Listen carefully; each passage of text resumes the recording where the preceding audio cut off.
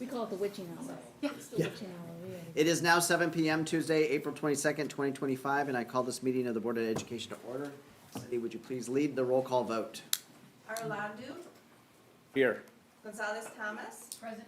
Meadows, Present. Sliger, Present. Mathis, Here. Locke, Here. Gilbert, Present.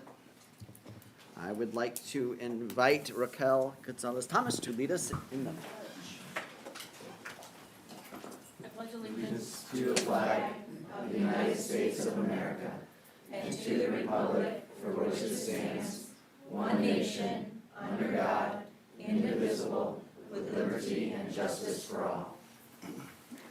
Great. Thank you, Raquel. Tom, are there any items to add or remove from the agenda? No. Great. All right, this evening we will celebrate the success of the computer science program at BHS. The College Board recently recognized BHS for improving female representation in AP computer science principles.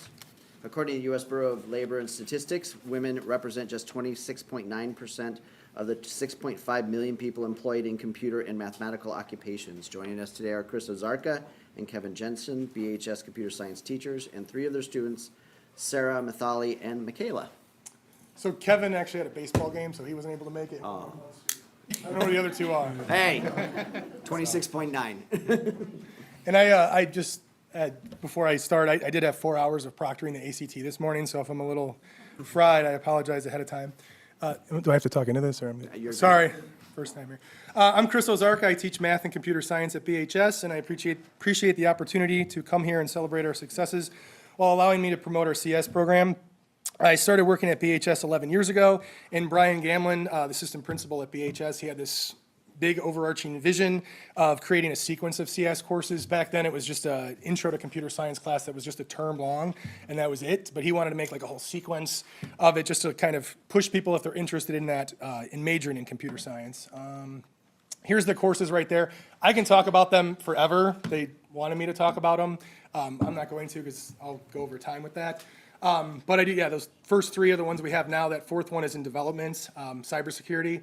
And they're all primarily focused on career pathways because it's just, there's tons of jobs, tons of growth in this field. So those are the courses we have right there. As the CS program gained popularity with students, we need another teacher to cover all the requests. He's not here, but Kevin Jensen took over the intro class, completely reworked it, kind of made it his baby, while I took over the 2 and 3 classes there. And while the program grew, one thing was lacking was female representation. In the early days, many of our classes had little to no female students. Like there was times we just had 0. And so we started researching this, and we noticed a trend. We found this graph here. It says, what happened to women in computer science, percent of women majors by field. And I'll try to use this laser pointer here. So if you notice, like around the 60s here, super low with med school, law school, physical science, computer science, but they all started in the same spot. And then as time went by, they all kind of went up here around 50%, which kind of makes sense given the population. But for some reason, computer science kind of peaked here and then went downhill. That's the only graph I can find. I know it stops at 2015, but it was the best one I can find. And I believe you said it was 26% now. So still kind of around. I mean, it went up a little bit, but yeah. So there's a story there. I actually talk about this in our class just to kind of make it known of why that is. Does anybody know why, by chance? 1984. So we actually started having computers in the home now. So personal computers, Apple had a ton way back in the 80s. You can look up the commercials on YouTube still, but they were all focused primarily on pushing it for boys. It was all boys, marketing for boys. And so because of that, they were still focusing on majoring in computer science, but it kind of got viewed more as a boy thing. Computers were a boy thing. Excuse me. And it kind of persists to this day. If you think about tech pioneers, you know, Zuckerberg, Gates, Bezos, you name it, Steve Jobs. So it kind of persisted, that stereotype. So that's why it kind of continued from there. And there's a lot of other factors, but that's the main factor with that. So yeah, computers started entering the home. To overcome this stereotype, what we started doing with BHS is just getting counselors more involved, talking to students, the students themselves. That's why we have a student here that's going to talk about that, just promoting it. The Women in STEM Club is a new club run by Susan Fricke at the high school. She kind of promotes that stuff as well, having guest speakers come in, talk about that. And then our own research, our own outreach, reputation of the program just kind of started building it. So we're getting closer to that 50%. There was research done by Harvey Mudd College, so here's another, this is the last graph, I promise, where it kind of shows like US average for computer science majors, but then Harvey Mudd started doing interventions, kind of the same thing that I was talking about before, just outreach, focusing on more like collaboration rather than competition within computer science, just making it more open to females, and they actually cut that into about 50%. If you look up there, it says 48.8%. Toward the end of it, it's actually higher than 50% now. Again, that's the only graph I could find for that. So we're trying to mimic kind of that Mudd model of what they did, Harvey Mudd College, what they did. Sorry. And as parents and educators, so why is this important? As parents and educators, we want our students to have options, and if they don't have options, if they don't know they have options, so that's the big thing that we're trying to encourage. This graph, again, going back to this, it would have kept trending to 50% if that, marketing and other issues didn't happen. So we're trying to close the gap on that. And the main thing, critical thinking is what we want to focus on in all three of our computer science classes at BHS, not just how to code, but how to think. So by empowering students, especially females, with these skills, we're not just teaching computer science, we're shaping the next generation of problem solvers and innovators. And then I kind of want to end with this quote here, which I think is kind of meant to be tongue-in-cheek, but it's kind of funny as well. And then I'm going to introduce one of my students to talk. Hello. Good evening. So my name is Sarah Alf, and I'm a junior at Batavia High School. And my freshman year, I signed up for a class called Computer Science Principles. Didn't really know what I was going into. I've done STEM and robotics my entire life, but for as long as I can remember, I've wanted to go into engineering, and I thought it was so cool. And being part of the computer science program was a huge part in my journey. Like I mentioned, when I first started, I was the only girl in my class. And that was kind of intimidating, but it also pushed me to grow and find my voice in a field where I didn't really think I could belong. But I was able to come up and work in a place where I did belong. And with the support of amazing teachers like Mr. Ozarka, I was able to find the confidence not only to stick with the field of engineering, but also build a community where other girls could feel welcome too. And as you mentioned, we've encouraged friends and younger girls to join the classes because it does truly open up so many doors and opportunities, especially in our growing world. And that's why the award from the College Board means so much to me personally, is it shows that Batavia is making real progress and creating a space for girls like me to feel, have confidence and leadership and opportunity in this ever-growing field of engineering and computer science. And I hope that this award inspires more girls to take the leap and to try something new and to find their creativity and voices in tech, because we truly do need that. So thank you for supporting programs like this, and have a great night.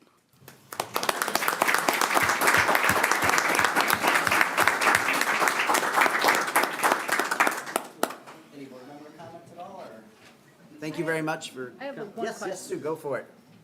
Chris, Chris? this award, what are the parameters? What's it based on? Why'd you get it? So this one in particular is APCSP. So that's the second class. Is that what she was referring to, or? She did take that class. She also took the APCSA one as well. This particular award was more for how many students took the AP exam. So it's for taking the. Yes, AP yeah, one. taking Okay. the APCSP exam. But is it based on having females take the? Yeah, I'm sorry, Okay. females, yes. Yeah, over the Okay. 50% mark on that, yes. Over 50%? Yes. Okay. Or maybe it's 50% exactly. Something like that. Yeah. Okay. Yeah. And we're actually probably going to beat it again this year as well, because we just have really high numbers Okay. again. But starting off for having none, Oh, yeah. that's a long way. Okay. Yeah. I was just curious. Thank you. Thank you. Awesome. Appreciate you guys taking the time to come out here today to show us this and talk about it. Yes, appreciate it. All right, public comments. Welcome to the meeting of the Board of Education. If anyone wishes to address the board this evening, please see our recording secretary to submit a form for addressing the board. Please put your full name and address on the form. Do we have any for today? We do not. Okay, then I will spare everybody the indignity of me reading the rest of that. All right, BPS Partners, Mr. Drew Ray, are you hiding back there? Good seeing you, sir. Likewise. Good evening, everyone. Shout out to the computer science program. That's a pretty awesome award. How's it going? It's good to see you. Haven't seen you in a while. First, I wanted to extend, good evening, sorry. First, I wanted to extend a special congratulations to BEA members Lisa Hatfield and Monica Hubble on their nominations for the Kane County Educator of the Year Award. When your own peers nominate you for an award like that, it's a powerful acknowledgement of the profound impact you've had on your students and colleagues. Both Lisa and Monica are incredibly vital parts of our educational community, and I'm thrilled to see them recognized for their commitment to our profession. Second, tonight, big night tonight, we will be swearing in the winners of the April 1st BPS 101 school board election, Kristen Garrels, Aaron Kilberg, Craig Meadows, and Katie Swisicki. That means that this will also be the last board meeting for RJ Mathis and Sue Locke.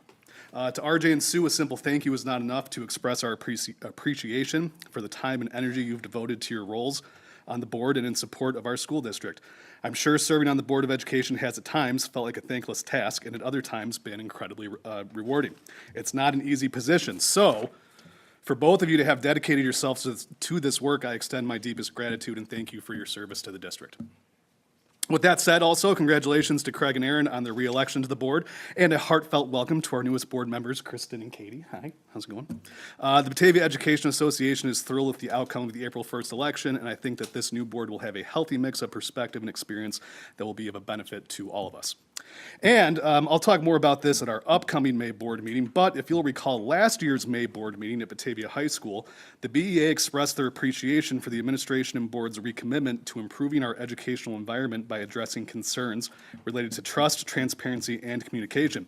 I truly believe in my heart of hearts that we have been moving in the right direction this year.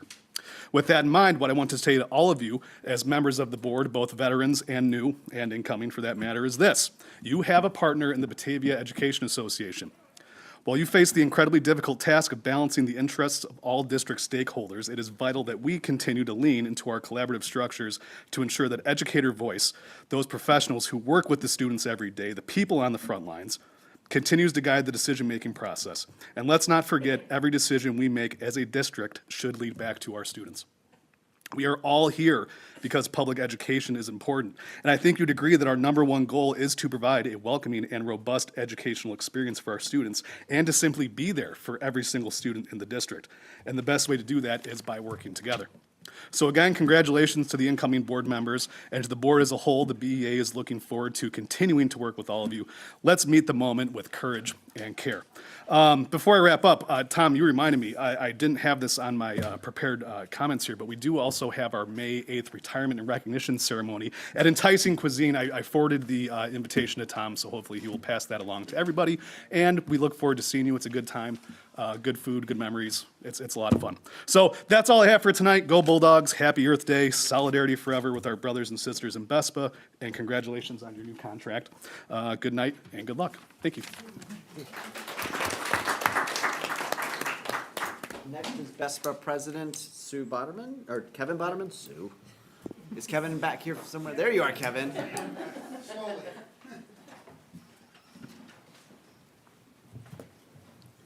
Good evening, everyone. It's nice to see you all again.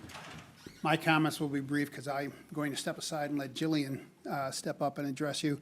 As you know, my personal circumstances kept me from participating in the talks on the new collective bargaining agreement, but other members of the executive board, primarily Laura Vasillo, Sharon Matowski, and our treasurer, who joins me here tonight, Jillian Thorward, participated and with members of the administration, a couple of members of the board, in completing those talks.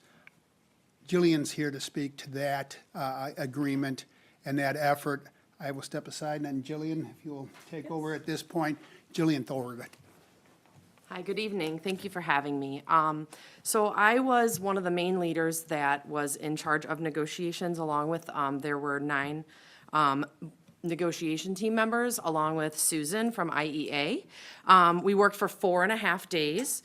And we had with administration, and then we had Rob and Craig both alternating days with us, and so thank you for doing that for us. The negotiations were smooth. Both sides had similar suggestions and thoughts on contract changes. We were pleased with the results of our 3-year contract. We went from a 5-year to a 3-year contract, so everyone is very excited about that. Our contract, which Tony and I have talked about this, passed our ratification unanimously. Every single person in the union that attended the meeting voted yes for it, so we're super excited about that. Some highlights from our new contract include competitive compensation for all support staff, additional pay for paraprofessionals in the DO and ILP programs. We have 403B match, which we did not have before, so we now join our partners with BEA in that great accomplishment. We have new subcommittee that's going to be updating our training and starting a mentoring program, which we did not have before, so we're very excited about that. Along with the joint committee looking and revamping job descriptions along with evaluations to bring them up to date for all of our members. We will be working with the administration on that, and we're very excited. A dedicated time to all paraprofessionals, which not everyone had that time before, to collaborate with our BEA friends and work together to achieve the best goal for our students. And then we had clarity for administration and staff on evaluation versus progressive discipline. There was kind of a little bit of a confusion there, so we wanted to clear that up for everyone so they understood. More details about the work calendar. We talked a lot about work calendar and about how many days everybody had, how many train days, and that was really important for our members. They wanted to be able to know what their calendar would look like going forward. And then we updated my biggest excitement, I guess, because I'm a secretary. We're now administrative assistants, so we're very excited that we have a modern-day name of administrative assistants across the board.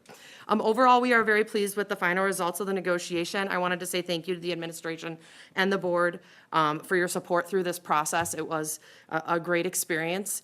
And then we're looking forward to working with the administration on these joint committees for job descriptions, evaluations, trainings, and mentoring program, along with a variety of other things over the next 3 years. So thank you. Thank you.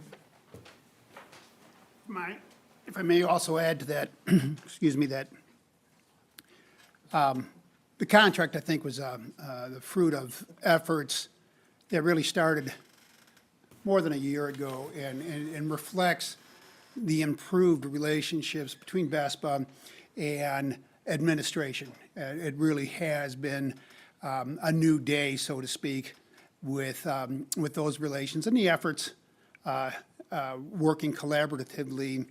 I think a big part of that are the monthly meetings that the VESPA board has with the RJAC team here. And what I think that this new contract really helps with or sets the stage for is the next contract that will come up 3 years from now. It really does mark a new phase. The last contract, which was a 5-year deal, really left many people in VESPA and outside of VESPA with a bad feeling about where relationships stood between the district and its workers. This new contract is a different story, and as we talked about at VESPA, we really believe that it sets a nice foundation for when this contract reaches its term and the next round of talks begin on the next collective bargaining agreement. It will be on a firm and solid foundation, and the group that does that will be in a very good position. So thank you for everyone who had a hand in putting this one together. It is very much appreciated, and we look forward to going forward together. Again, thank you. Thank you, Kevin. All right, next is consent agenda. According to our board policy, we designate a portion of the agenda as consent for those items that are usually do not require extensive discussion before board action. These items are generally routine, recurring, and can be grouped together for efficiency. Brad, what? No, we're moving them toward the end for a little bit of celebration.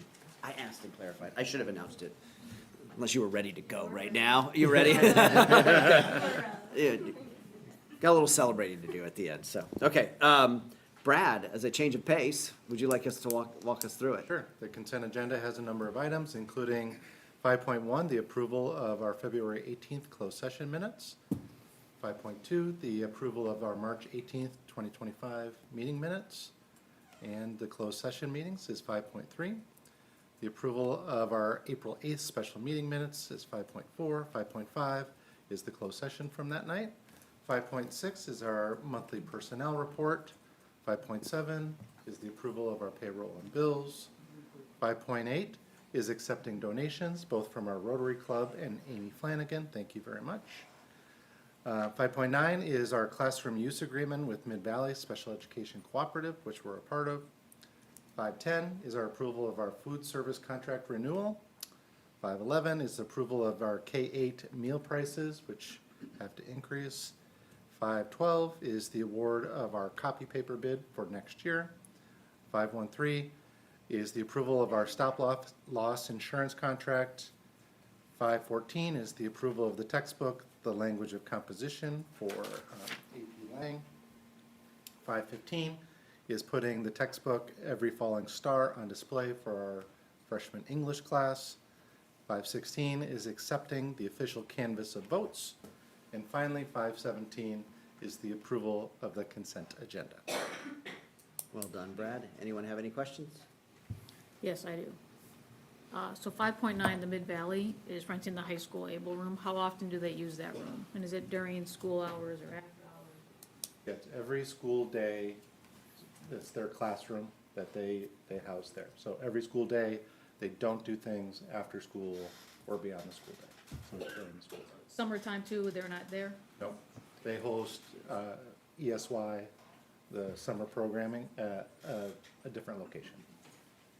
And then 5.12 is the copy paper. Have we ever used that vendor before, Garvey? No, that would be a first time. And then 5.15, this is for freshman English? Yeah, freshman English. And then one last one is, just out of curiosity, for the personnel report, the staff hiring of Amy Blakely, the salary says to be determined. Is that because it's gonna be a new school year, or is that because, our, like, years service, or, you know? That one, I wish Steve was here. I don't know the answer to that one, but we'll get it to you. Okay, thanks. That's all I got. Anyone else?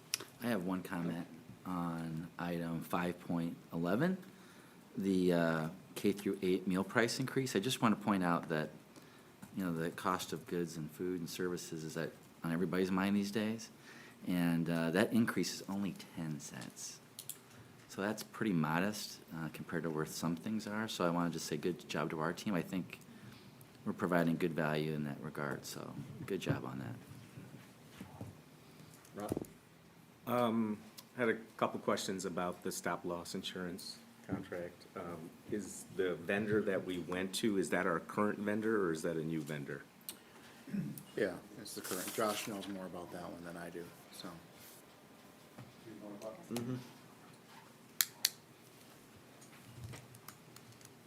So yes, that's our current vendor. Okay, and maybe just a couple what was there was eight vendors looked at. What was the reasons we Went with stuck this one? Yeah. This one was actually slightly higher in cost than a new one. The difference was, though, this one looks back 6 years, whereas the other one looks back only 12 months. So if a claim didn't come in, medical claims sometimes come in late, then we would have been at a loss. So that's why we went with this one. And then, is it just normal practice to do one-year contracts, or is there any advantage to doing multi-year? When it comes to stop-loss, generally we're looking at things a year at a time because of the changing nature of our claims. So sometimes we entertain multi-years, we have in the past, and sometimes we don't. It really depends on what's going on in our claims history and what the issues are. So it's very situation specific. Okay, so it's advantageous for us Right now, to do the yeah. 1 year. Yeah. And last year, we got a really good rate. This year, it's not bad. And it's insurance on insurance. So depending on how we perform, that's how we get these rates, so. Thank you. Could you just, because insurance is pretty confusing. Stop-loss insurance is? Yeah, so basically, we're a self-funded insurance plan. That means all the medical bills get paid out of our account, right? So if a large claim comes in, this puts a limit on that claim so that this company pays those bills instead of us paying those bills. So basically, it's insurance against a catastrophic event on someone on our insurance. Thank you. Any other questions? All right, I will entertain a motion to approve the consent agenda as presented. So moved. So moved by Raquel. Second. Second by Aaron. Cindy, please lead us in a roll call vote. Harlandu, Yes. Gonzalez Thomas, Yes. Kilberg, Yes. Sliger, Yes. Meadows, Yes. Mathis, Yes. Locke, Yes. Motion passes. Thank you. Under reports, Tom, would you like to lead us through the reports? Yes, so we are presenting our monthly reports of FOIA requests. This month had a little larger volume than normal, but other than that, we were able to grant all the requests. Any questions? Any questions? Okay. I have a weird question that I wasn't gonna ask, but I decided to. Now you're going to. Yeah. Wonderful. With a bang, my If, friend. if I was, Wonderful. if someone was so inclined to find out who an anonymous requester was, would they be able to request that via FOIA? That is a good, interesting question. No, because a FOIA is for a public body, and so. No? Been waiting to ask that question, haven't you? It's just, I've never seen such an amount of anonymous requests. Have we gotten anonymous before? This, in my recollection, is the very first time we have ever seen anything like this before. Yeah, because I asked, I thought this was. I didn't even know you could submit a request anonymously. I don't know how you I'm gonna get be it. sending a lot now. There are some schools of thought, but we're sticking with a You just gave away safer your approach hand. for the district in responding. There's nothing against it, no challenges. Okay. Tony, treasurer report. Mr. Kilberg asks me every month if there's anything anomalous to report on the treasurer's report, and indeed, this month, there is nothing anomalous to report, so the usual things are Thought you were here. gonna just kill us there. No, My Sue's last meeting, so, yeah, Sue and RJ's. Yeah. Now what? Nothing new. Okay, any questions on nothing new? No. Sue, you sufficiently recovered to move on to the Yeah. next agenda item? Okay. Item 6.3, committee updates. Anybody have any committee updates? Okay, Raquel. So PLAC had a meeting last Thursday. We kind of went over the ISB professional development requirements. There's a minimum of 2 training sessions to teachers who interact with EL students. So they're kind of saying, do they want these sessions to be during department meetings for grades 6 through 12, or staff meetings for elementary, remote trainings, and also, there is no time required for the trainings. And like, training doesn't have to be an hour, it can be 20 minutes, 30 minutes. So, that's that.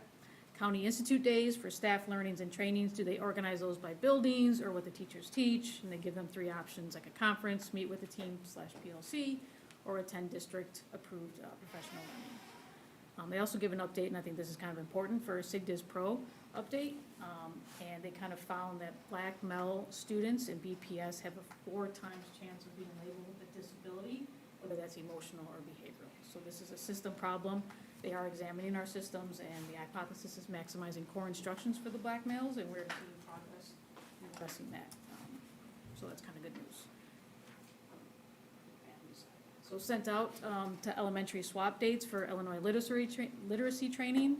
They picked July for their retreat date, and then they shared the the PLAC dates for next year, and they are meeting on the same days as CAC and Student Services in case they ever want to potentially combine meetings with CAC or Student Services if they have like a common theme in them. And that's all. Okay, anyone? So stipend committee met, I think there was a thought that we could wrap up our work and approve all the stipends at the last meeting, but there were some more questions that needed to be investigated. So we're gonna do that due process work, and we have a meeting early May, I think May 3rd, and we should be wrapped up by then. But my comment here really is, I appreciate the thoroughness that is going on with these evaluations of these requests. They're not being taken, lightly. It's, there's really some real work going into investigating, getting feedback, benchmarking in certain cases, the requests. So I appreciate the thoroughness. Any others? I just, I'm on the Insurance and Benefits Committee. They have 2 pretty important meetings, and they might even hold more if they need to. They've got some important topics to discuss that they're trying to complete by the end of this year. So I'm just throwing it out there that they've got a meeting next week, and then I think one following 2 weeks after that, that if a board member is able to be assigned to that pretty quickly, it'd probably be a good idea to have somebody there. Unless you want to volunteer to. RJ, sit in- I'm continuing Beefy through the end of the Oh, year. no. So. It's not unheard of for you to continue your committee work. They're taking my badge, so I won't. So close. You should let them. I'll work with Tom about it. Josh already I said don't his think you need a goodbyes to me, badge so to get into.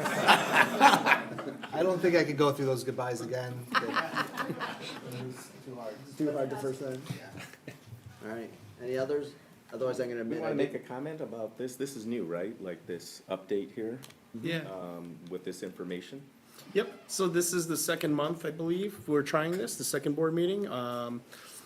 Board, if you recall, when we would do committee report outs, we would come back to like policy committee report out, and they kind of, there was a sense of redundancy after some conversation we had about that. And so we thought, what, it'd be nice maybe to put it all together in one spot. Because under board comments, I think sometimes we were also having some committee discussion updates. So we have it all here, but also this gives an opportunity for the administration chairs to assist with some of the committee information being kind of publicly displayed, you know, as part of the conversation as well. Yeah. Rob, thank you for pointing it out. I have CAC and equity up there. I'm dealing with like a nasty migraine, so I don't, sorry, I might be kind of, but CAC had their last meeting. I know you missed out, Brad, but they had their last meeting. As soon as I was getting down all of the different acronyms, we're like wrapping up the year. Yeah. But they have developed a new document that will actually be tested out by one of the new programs for ELA. This is where, when we are having those field tests for any new resources, you know, the SALT teams and anyone who is going through those pre-implementation stages can go ahead and give their feedback and really have a collective way to kind of see how it's working for everybody and what tweaks might need to be made. So that was approved and will be utilized, like I said, by the K through 5 ELA. With that, they voted to go ahead with the field test. They do want to have an option to possibly field test a second publisher. There were some concerns around that, but I think that the idea is, you know, you don't want to, okay, the one happens after that one or after that one, but they seem to have a good relationship together on the CAC team just to really kind of keep it streamlined and just allow to hear voices, and hopefully this will be the one that goes through. So that looked good. For math at RMS, that's looking good, and they're going to move forward to pay and get materials for the new Eureka program. And then, I don't know if, Brad, you have any update, but the social studies, I think that's K through 5, right? That one was like, we weren't sure where that was going at the time, and they were gonna have a subcommittee meeting. Was that done? We And, met today. okay, So we had a half-day meeting today. We talked through like, how do we get to next steps? How do we seek feedback from the staff that piloted? So we have a plan for seeking some feedback and then a recommendation for CAC to consider probably at their June meeting okay. to keep the work moving forward. Right. Okay, I think I might have hit, Super STEM is doing great for science. I think that's my notes that I took. Then equity was like one of the shortest meetings ever. There was a request from Student Services Committee to have equity take a look at and help spread the word on feedback. Tom, you could, I don't know if you can explain it better, but ISB is updating their SEL standards. And this is kind of going into the process of that, as well as more PD, correct? To kind of feed into the adult part of SEL. Yeah, you got it. It's all aligned, and with the SEL standards being updated, it's aligned in all the shifts that we're making to try and continue to push our tier 1, you know, systems that we've been putting in place. And like you said, the Student Services team asked if the Equity Committee could provide feedback after reviewing all their work. So they got a Google form. Yep. I think their last meeting is May, so they're not done yet. Okay. That's what I got. Any others before I fess up that I didn't make rack this week and ask Tony or Josh to give a little update? I just have a quick question. Or Rob, you can give it if you like. Well, that's why I brought this up, because it's kind Kind of of all right summarized there. right there, Right. so Just I say if didn't there's want to any just highlights repeat that it, they but. feel You could just read it. Yeah, I could have. Yes. Yeah. If no highlights, everybody can read, so. Sorry about that. It's okay. I just had a quick question with the CAC. The ELA, what grades was that for? For the field test, they want to do that? K through 5. K through 5. That was it. We had a K-12 team, but we're at kind of a different place with both the secondary level and the elementary level. So we have a team working on the elementary, and we're continuing professional development and some work on the secondary as well. So eventually you'll see more on what's happening with secondary in ELA. All right, thank you very much. Wrap up for the committee updates. All right, item 7.1, approval of new collective bargaining agreement with BESPA. Tom, do you want to walk us through that? Yes, so I think we heard some of the highlights from both Kevin and Jillian, and the one comment I'll just add is I think it was a awesome process in showing that both teams had a lot of similar, if not identical at times, priorities in trying to bring forward a really healthy contract, but also one that supports our employees and supports the work that they do for our students, and the level of collaboration in that. So, really nice job. I'll turn it over to Tony. Tony acted as our chief negotiating officer, so Tony, you want to take it away? I don't have much to add. I think Jillian and Kevin did a really nice job of explaining the components of the contract. Say that we're really excited about it too. This will, I believe, help us with recruitment and retention of members of this group. And obviously, this education doesn't happen every day without their assistance. This wouldn't work without them. And so we believe that this contract honors that work and puts us heading in the right direction. So we're excited about it. All right, any board questions, comments? Rob, anything you want to add, because you were there? No, I guess I'll just echo, it was very collaborative, and there was mutual respect demonstrated from both sides throughout at least the negotiations I saw. So that was very positive. We used it was new to me, but it used a interest-based bargaining framework, which I think really helped frame the discussions that we had. So that was very positive. And I guess, shout out to Tony. We lost I forgot the title, Yeah. the facilitator mediator, yeah. that we had due to, he was a federal employee, and, there was some cuts that happened in the federal government. So we lost his services, and Tony stepped in, I think, and fulfilled that role, so appreciate that. I helped a little bit, yeah, I appreciate that, but I would have to say a lot of credit is due to our attorney, Justin Petrarca, and his expertise and experiences, and then the BESPA's UNISERV director, Susan Thorson, she stepped up too, and so they really helped make that stuff work, so we really appreciate their contributions. Team effort, yeah. It was a team very, effort. yeah. All right, any other questions? Well, I just have a comment that I'm really happy to see that this went through and so smoothly, and to hear from Kevin and Jillian that you really feel like this is like a new foundation, especially going forward into the next years and the next contract. When I got on the board, there was, I was in schools and I was hearing a lot, especially from BESPA, just kind of feeling a little left out and just kind of pushed aside and upset about the 5-year, not knowing that what was lying ahead with COVID and everything, but I'm really happy to hear that the work that's being done together by admin and by BESPA to really strengthen that relationship, and that it seems like a lot of voices were heard. So I really am excited for that, and I'd love to hear that you really, that foundation is so important. So I'm happy to hear about the hope that everyone's feeling right now. And I guess I'll just echo that. So, contract negotiations can be very divisive, and they can be damaging to the culture of any institution where it's occurring. So to have both sides participate in good faith, to work hard for a common goal of a fair contract for both sides is outstanding, and to have BESPA tell us that 100% of their members ratified is probably unprecedented. And it is a very diverse group of constituents that you represent, so that's just really exciting to hear. And, Mr. Ray in his comments talked about a culture of collaboration. I can just say in my 4 years that I don't think we've ever been in a better spot with all our partners as far as communicating. And what I'm excited about now is that we all can put our eyes on serving students. And so I'm really excited about the work ahead because we're all in this together now.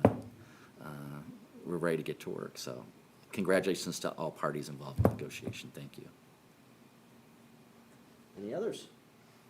Okay, I will entertain a motion to approve a collective bargaining agreement with Batavia Educational Support Association for the 2026 through 2028 fiscal years.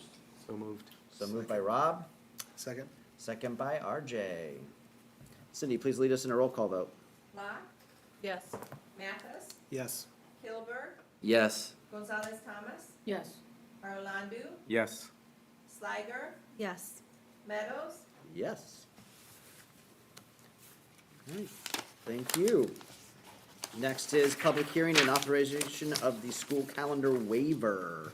Brad, would you please explain this item and conduct Sure, the hearing? we are seeking a waiver from the State Board of Education to craft our calendar a little bit differently than is allowed by the different machinations of school calendaring.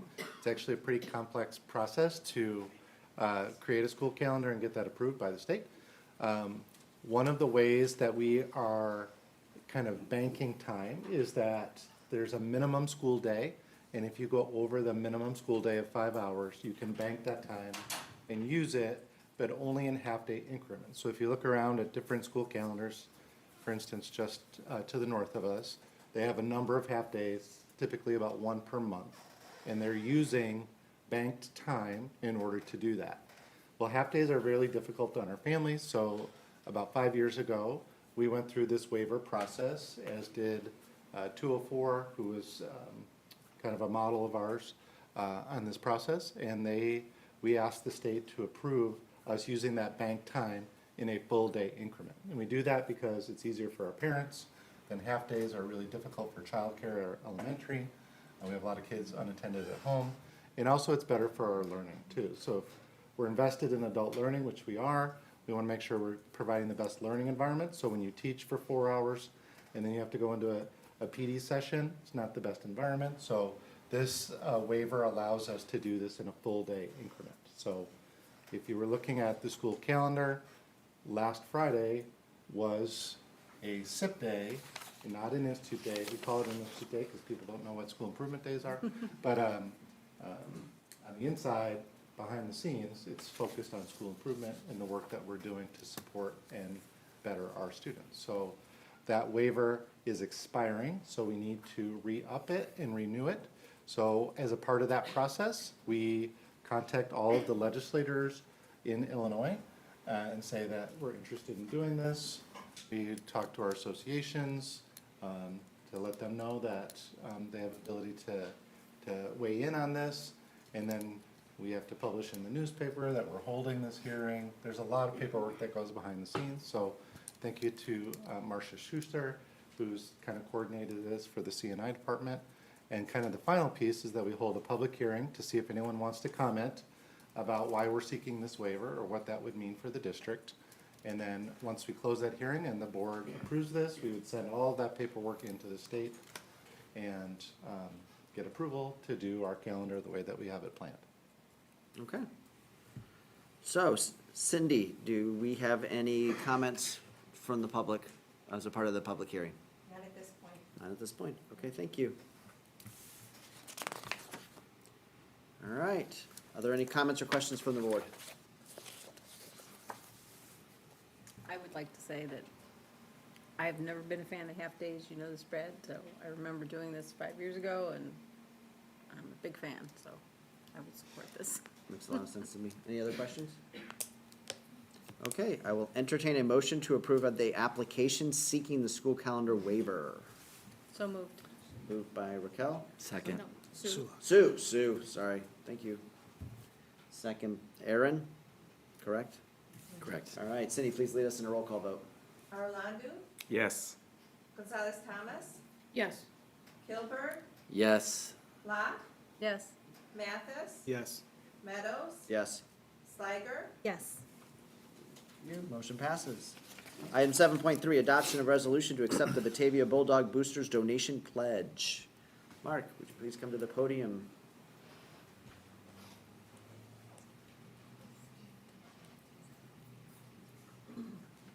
Good evening, everyone. As you can see, this was a longer one, but basically what this is the Batavia Bulldog Boosters is donating, basically it's a donation, but it's a pledge over 5 years. So they're pledging to donate back to the district $50,000 a year for a new scoreboard at the stadium. So you can see in the attachments that the letter from the board president, the booster board president is in there, and the other one is for basically this board to sign. So this is a very similar agreement, and some of you may remember this, but thank you, Sue. Back when there was an agreement between the board and the boosters for the turf at the high school. So it was a very, I mean, the agreement is very similar. The amounts are different, but it's both for the stadium. I don't know what other if there's other information that you want from me. I'm more than happy to answer any questions, and I also have Dave Andrews, who's from the Associate Principal for Operations and Athletics at the high school. If there's anything that I cannot answer, I brought him here as well. Any questions? Yeah, I have questions. So what happens if the boosters don't come up with the 50,000 in a year?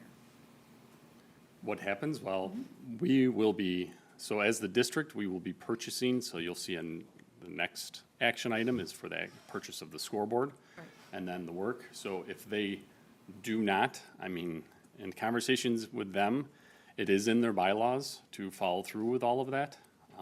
But as far as legal ramifications, you know, I would ask Tony to help me with this, but really I mean, it's a donation, so they're donating the money, but they did, as an executive board, all vote unanimously to accept this donation to the school district. But let's just say if they didn't, we are still paying the money as a district, and they're donating that money to us then. So with the scoreboard, how long is the warranty and what does it cover? The warranty? Yeah, on the So scoreboard. on the scoreboard, so the scoreboard itself, there is basically a 2-year warranty on parts, things like that, and then any installation, there's a 1-year warranty on that. And then what type of maintenance or upkeep is needed for the new board? And then who will cover that? Any upkeep would be on the district. So upkeep would be, you know, if something were, you know, to go wrong with it, that's all LED. So if something would go wrong with an LED panel, so there's, off the top of my head, I don't know how many panels there are, but the board is made up of individual panels that go together. So if there was something in there, we would, you know, obviously have to fix that for the scoreboard to work. So you can relate it to basically a light bulb. You know, if you have to replace a light bulb, you're just screwing out the light bulb. This is an actually LED panel that you would have to do maintenance on, or really the maintenance is not much. It would be if something were to fail to that. So the vendor doesn't have any type of service obligation as part of this contract or part of the purchase? No, it would just be within the warranty. And then there's approved people that work on any of these scoreboards. So, and then there's another, so in the agenda, it says that, you know, community and high school events, it says movie nights. And I'm just curious, has there ever been a movie night at BPS? I don't know. I know there's always one in the park. No, yeah, there have been. Dave coordinates. And Dave could probably answer that a little more. So yeah, Dave, you do have to come up here. Mr. Andrews, we need you at the microphone, please. Yes. I was gonna ask Mr. Andrews to go through, it's in here, but, I mean, you could literally read it, I guess, but like all the different student populations that, and community members that will benefit from this. Yes, as far as the movie night goes, our student council sponsors a movie night every fall in the stadium, and they've done that for as long as I can remember, 15 years at least. They typically rent a company to come in and do a large blow-up screen and then obviously project it on there with, and the students come and boosters serve popcorn just out of gratis, and then, the students, lay the blankets down and they just kind of watch a movie. It could be, just a fun back to school type event, to kind of a mixer for student council to sponsor for the students. So yeah, we do have movie nights every year for that. As far as everybody else that's involved in the stadium, obviously we have our major sports, football, soccer, lacrosse, track, that take place for, as far as the high school students in there, they would obviously benefit from this. Scroll back up a little bit just so I have it other way. And so, yeah, so then we have special events through outside vendors as well. Our BYA sponsors youth football nights there. They call it the Under the Lights night. To give all the the youth football players in the community opportunities to to participate on the stadium, and obviously this would definitely enhance that as well, just with the usability of our mobile cameras through the huddle system that the boosters also supplies.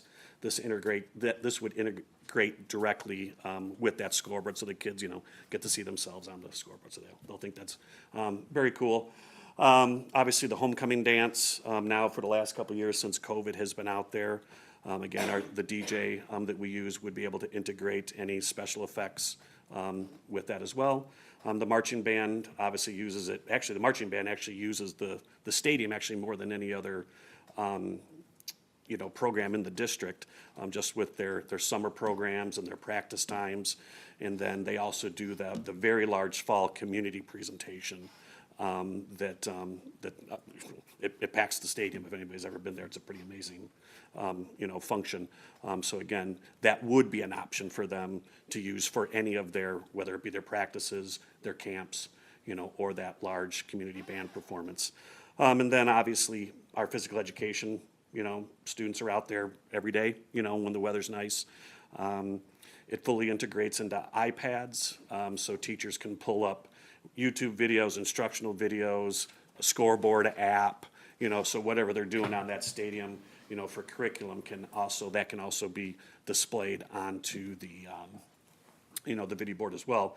And actually, we have one of these boards in our main gym, and with the help of our tech department, we have actually now been able to integrate our laptops, just like a screen beam like we're doing here with that. So actually, we have teachers now using it in the main gym as well. So we have a tried and true method now to be able to help. Again, our baseball team used it actually for practice to break down some video. So, so it's, I don't know if we have an exact number, but pretty much every student in the high school would definitely benefit from it. And then obviously with all the community partners that, I discussed, it even extends that far as well. Any other questions? Yeah. So were we, BPS, looking for a new school board, or does this kind of just fall in our lap? Like, hey, we want to do this. No, we have been looking for a new scoreboard. So there have been, with our current scoreboard, there have been a number of issues at least the past 3 years, to the point where we've basically done everything that we know and our contractors know to do with it, to the point of really hardwiring it. So there's actually, most scoreboards are wireless. Most of them are wireless, they work off a controller. This one is hardwired because of the age of it. So our maintenance team ran from the press box all the way to the current scoreboard, a hard wire. And I'm not gonna say it, and I know Dave's not gonna say it, but it's working. Every time we turn it on, we hope that it works. It's a little bit more part of that. Just the scoreboard components are they are obsolete, and so we've been putting it together with duct tape for the last couple of years, and so we're definitely long overdue for a replacement. And then so one last one, right? So if the turf was a donation, like we kind of did it here, obviously was the booster successful in repaying us for that turf? Yes, they were. Oh, yeah. I just want to make sure. No, those are good questions. I mean, again, I've been working with this booster club now for my 15 years, and they always come up with a very robust wish list where coaches, supply items that don't get covered onto the regular budgets, for their athletics. And so annually, they submit the wish list. And that can range, depending on district commitments, that ranges anywhere between $50,000 up to $100,000 annually. And they've never not paid their bills, their commitments. Any other questions? Yeah, I kind of like on Raquel's one question, I know she asked what happens if they cannot raise their donations and, are we on the hook for it then? Can you just kind of clarify what the risk of that is for us? I mean, I want to better understand what could we be potentially on the hook for from our budget if they can't? I mean, I know you said that's never happened, right? They've never come through without donations. How much are we where are they at for the full amount needed? I guess at this point, how much have they raised and how much more do they need to raise? Right now, they have $200,000 in the bank. Okay. And then they obviously have $10,000 in scholarships coming up here. They got the spring wish list items they still have to pay off. So they were actually initially ready to write the $200,000 check. Just with some estimates of construction and install, and just materials, and who knows, again, where the prices are gonna lay, when we actually get the board. We weren't comfortable with just 200,000, that's why we went up to 250,000, and so the board felt it more comfortable, the booster board felt it more comfortable to let's space it out over those 5 years, for that. And the piece, I guess we didn't really talk about it here, is the board is the revenue generator through advertising. And so the goal would be to take the hard posters that are in the stadium and obviously, change those over to digital advertising. Again, probably not 100%, but again, that we'll have more opportunities for, income, through more sponsorship and advertising. And this board would obviously help support that. They're obviously keeping an eye on the budget and they're not going to continue to spend over to be able to meet the Yeah, payment. the treasurer is an accountant, and he holds us very accountable. Dave, Yes, this is pretty much exactly the way the turf was handled, right? 100%. Yeah. 100%. And that was twice as much. Yeah, the turf was $600,000 donation. I know a bit about the turf. I think we're just in different times where I think we're just really like warm, safe, dry is kind of where we're at. And with everything that's costing so much more money, I just want to make sure that anything that's beyond warm, safe, dry is something that we are definitely okay Right. with. They're raising the money and paying us back, and so our I wanna concern know is, the can risk. they pay us back? Yeah, I want to know the rest, like what if they can't? I don't think Yeah, there's so any you're risk. you're right, the risk is if they can't pay us back, Yeah. we would owe it because we gotta buy the thing up front, so we're entering it. Right. I mean, one way or the They're a other. safe bet, If, that's all. if something unforeseen happens, they're paying off portions of it, and then we're getting a pretty good deal on a brand new, this is my opinion, brand new, scoreboard system. So that's, again, my personal view about it. I've seen plenty of times where that has been used. I've also seen in other districts that have utilized the advertising as a way to actually pay for their scoreboards in and of themselves, and enter an agreement with some advertising companies or whatever else. So it gives plenty of options there. So like if something happens on that front, then other avenues could be looked at to help offset the at least long-term, financing issue that maybe the school district could have with some creative thinking by. Just by way of example, one of the last couple of payments for the turf field fell in the years where the pandemic hit and the lockdown hit, and then the subsequent year about hybrid. And that severely impacted, obviously, the boosters' ability to generate revenue because events were being held or they were heavily modified. And it affected their cash flow. And so what we did was we stretched out those payments over a couple more years. They paid all the money in full, but they needed another year, if I recall correctly, to to make all the payments. So that's the possibility where we might face if there was some Okay. serious adverse impact on their cash flow, you could stretch that over time. Thank you, Tony. But you don't necessarily, you know, if they're not willing to donate the money, they're a separate organization. We can't necessarily compel them to. But they're pledging here, with faith and credit, that they're gonna pay us back for these costs. It usually looks pretty bad on organizations if they raise money for a particular thing and don't actually pay it off. Kind of gets it hard to get money later for other things. So everybody gets a little wounded if they don't pay up, so. Okay? Any other questions? Thank you to you guys and thank you to them for kind of working together. I mean, I've personally firsthand seen what the field has done to be able to kind of extend the use and the education of the students in the district and provide a lot of opportunities for them. I'm kind of excited to see how Mr. Owen and team are gonna be able to put the probably marching band transgressions on kids up on the big screen and teach them how to do it better and football programs and whatever else. So I think it's a great opportunity and to kind of broaden kids' education in different ways. So I appreciate everybody's effort on that. All right, I will entertain a motion to adopt a resolution to accept the pledge of $250,000 from the Batavia Bulldog Boosters over the next 5 years. So moved. Moved by Aaron, second by RJ. Cindy, please lead us in a roll call vote. Meadows, Yes. Mathis, Yes. Kilberg, Yes. Arlandu, Yes. Gonzalez Thomas, Yes. Locke, Yes. Sliger, Yes. Motion passes. Thank you. All right, next is approval of said digital scoreboard purchase. Mark, would you like to explain it all again?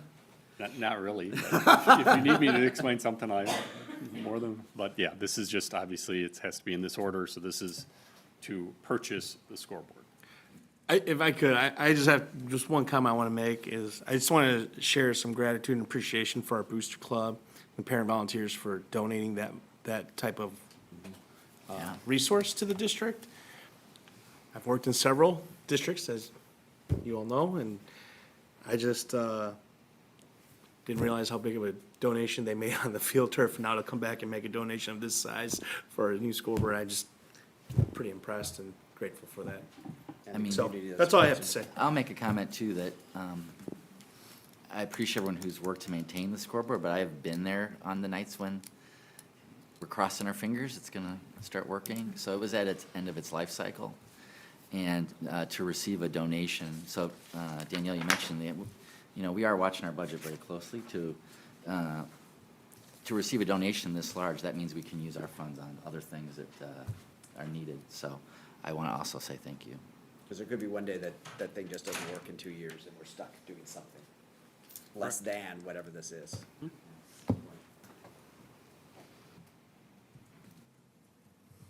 You donating pieces of the old scoreboard to people or selling it off as a raffle? Nothing? Light No? bulbs? No. Missed opportunity there. Keychains. All right, anybody have any other questions? I will entertain a motion to approve the purchase of a digital scoreboard for the Batavia High School Stadium from Fair Play in the amount of $171,325. So moved by RJ, Second. second by Sue. Cindy, please lead us in a roll call vote. Sliger, Yes. Meadows, Yes. Mathis, Yes. Locke, Yes. Kilberg, Yes. Gonzalez Thomas, Yes. Arlandu, Yes. Motion passes. Thank you. Approval of the intergovernmental agreement for electric vehicle charging station at the Batavia High School. Tony?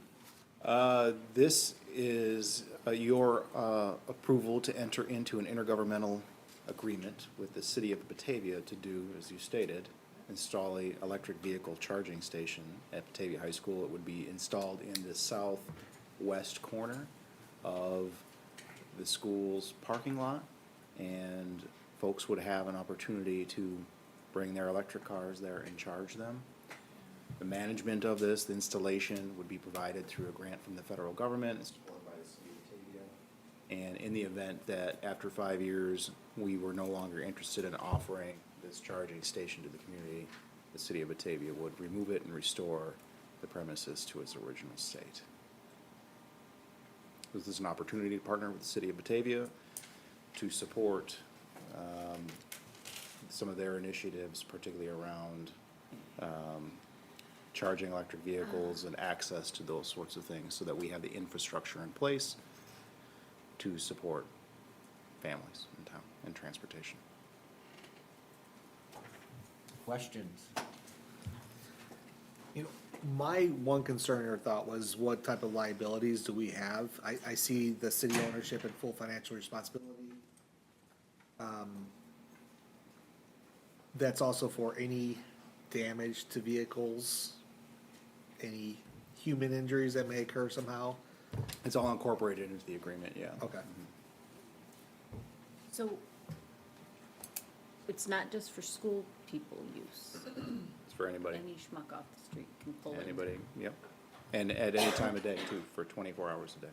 So you mean, sometimes folks will pull in there, park their car there at night and charge it overnight. And that would be okay too.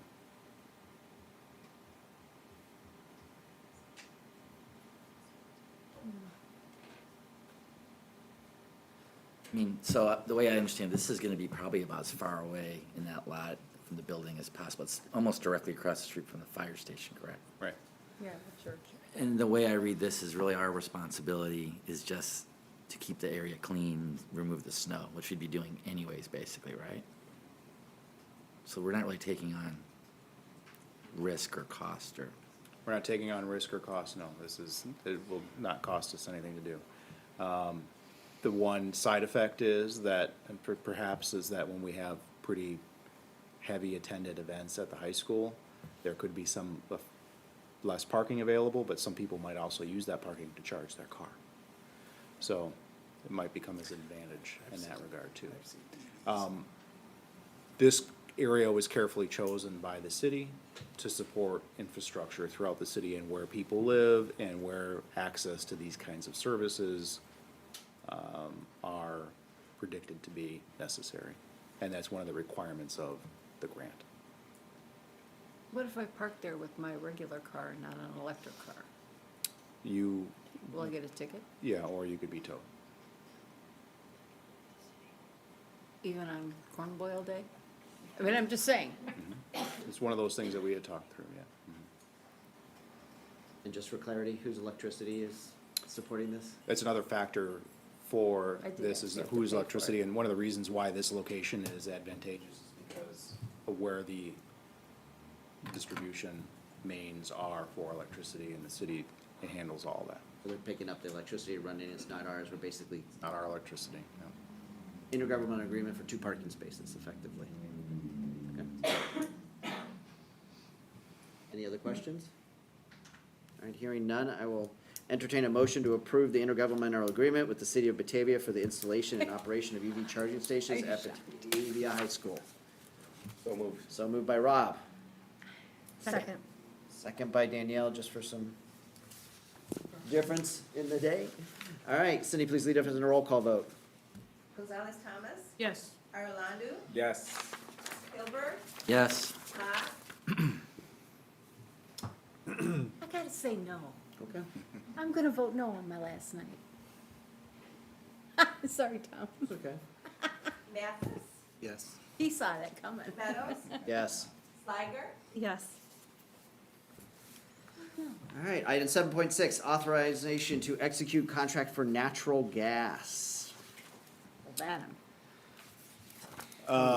Do you wanna handle this one, Mark? Don't for both it. jump up, it's okay. Say we gotta do it and go on. Well, we do need to do something. This would be your setting the parameters for us entering into the next contract, depending on market conditions. Correct. So as you can see in this report, we basically had a cost per therm at 27 cents, which is really unheard of. So it was really good for the district for 3 years. Again, if I would take it back, we would have went for 10 years if we could have. But really with natural gas, you don't know where it's at. So what we're trying to find out is, working with our advisor, is get the best parameters as far as when is the time to lock in another year.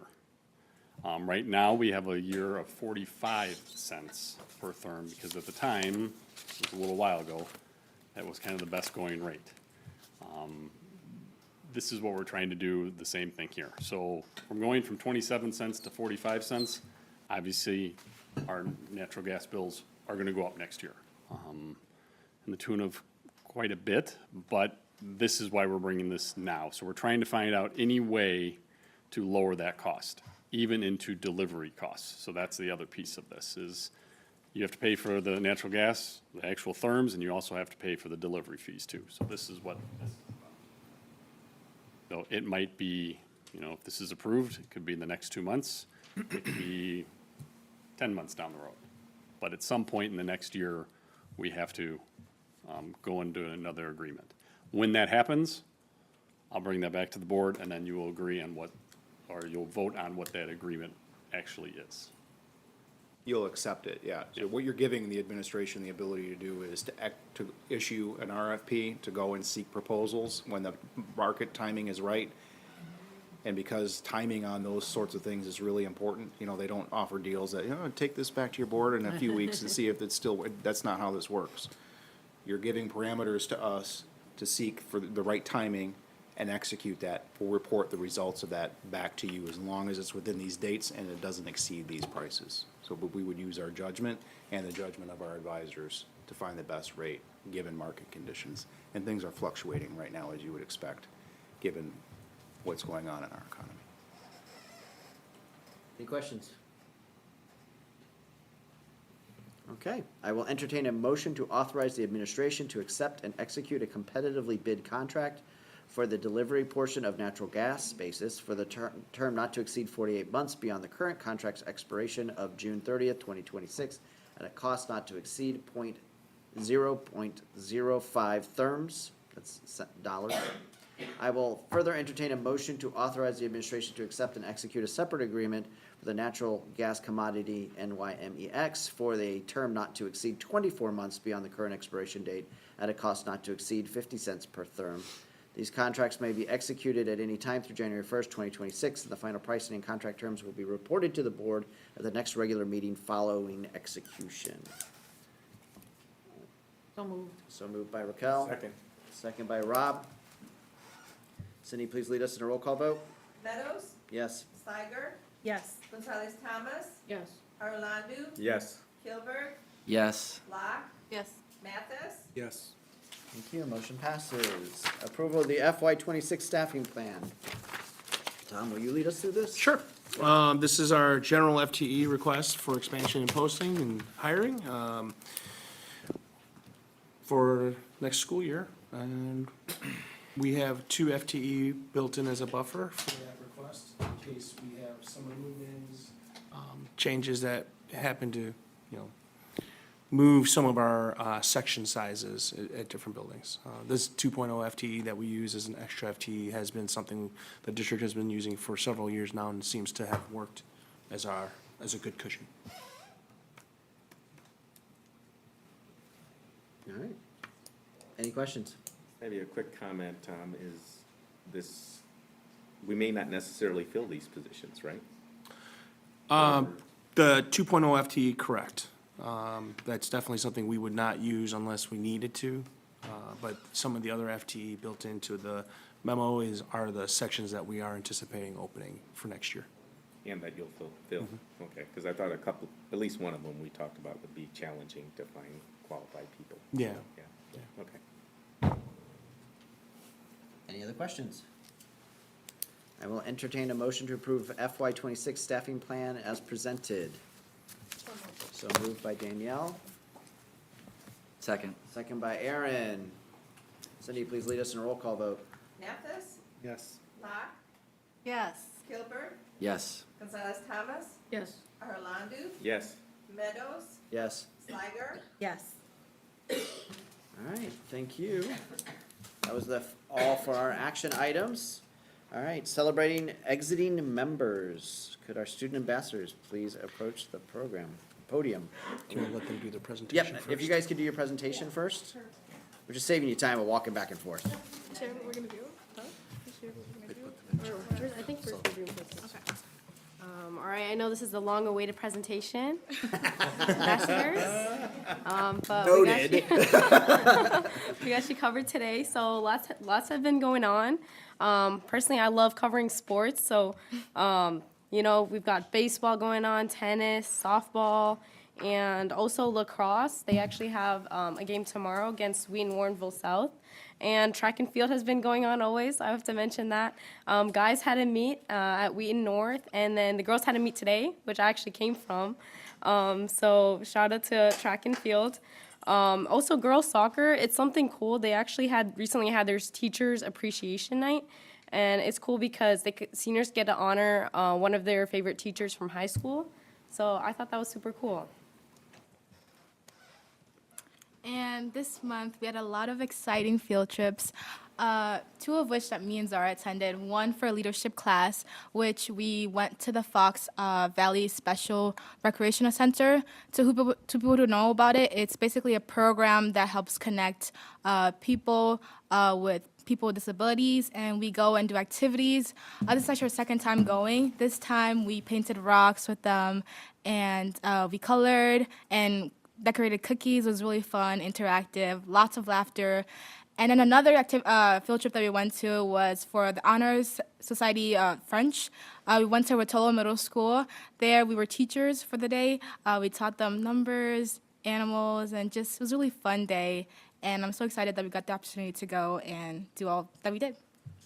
And I also have to mention, actually, I went on 3 field trips. I went to the zoo. I took AP Bio before going to the zoo. So our AP Environmental Science classes and our AP Bio classes get to go to the zoo each year. So it was really fun. It was kind of funny because there's a lot of kindergarten classes and then there's juniors and seniors. But we all enjoyed watching the animals and everything. It was a fun time.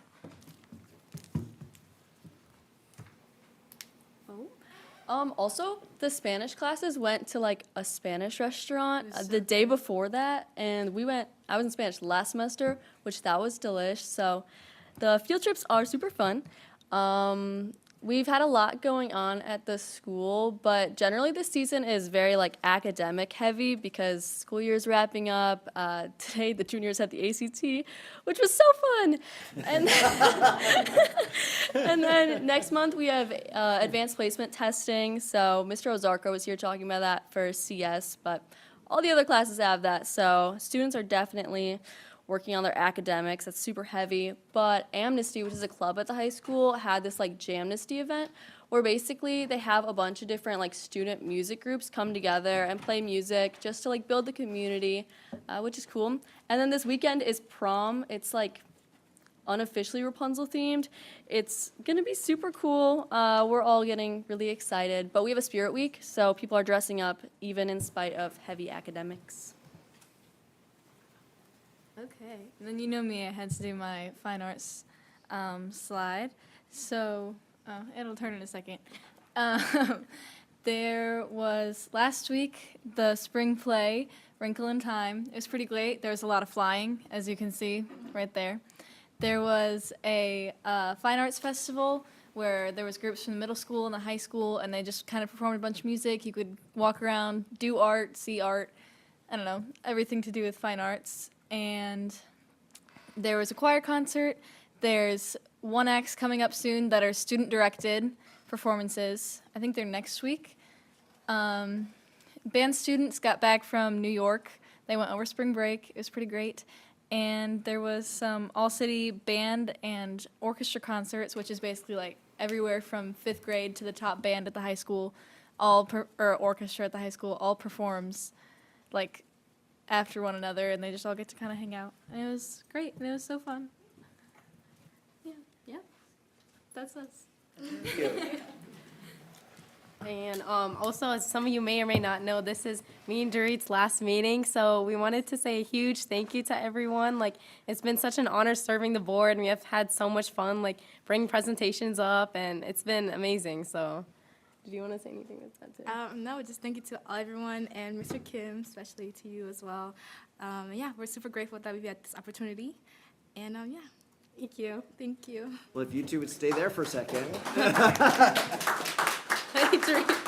Don't go far. Can't get away that fast. Nice try. I didn't hear it. You guys can stand. Where's a good spot? Right over here, maybe? Okay. So I'm going to speak on behalf of the board, and I just want to say I was part of the committee that chose you to be student ambassadors. If you remember, that was at the height of COVID, so we did it virtually. Yeah, I as remember that. So I want to say on behalf of the BPS 101 Board of Education, we extend our deepest gratitude to Ms. Jarit Alingaro and Zara Ahmed for your hard work and leadership as student ambassadors. Your growth as leaders over the past 3 years has been undeniable, and you have inspired others to engage, lead, and advocate for positive change. In particular, your invaluable contributions in the development of the district's 5-year strategic plan will be a legacy that endures. And you were both front and center in driving that important work.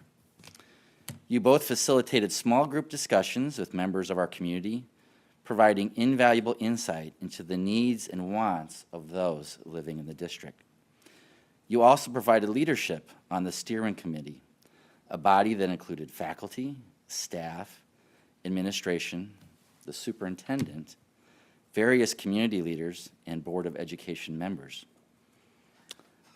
Others your age might have been intimidated to lead those discussions or sit on that committee. But you were both strong leaders who gave powerful voice to the student perspective. Your insights and commitment have helped shape the future of BPS 101 for the better, ensuring the goals and decisions of the district reflect the needs and aspirations of those we serve. As we move forward, please know your legacy as student ambassadors will continue to inspire future leaders. Thank you, Zara and Jarit, for your service. We will miss seeing you every month, but we are proud of all you've accomplished, and we wish you the best in your next chapter. You will always be Bulldogs, and you will always be, I'm getting emotional here, be a cherished part of the BPS 101 family. So thank you so much for your service. Thank you. We have some plaques Oh my for you. Wow. This is crazy. Zara. Oh my goodness. Here you go. Why don't you hold those Thank up so you everybody so can see much. that? Whoa.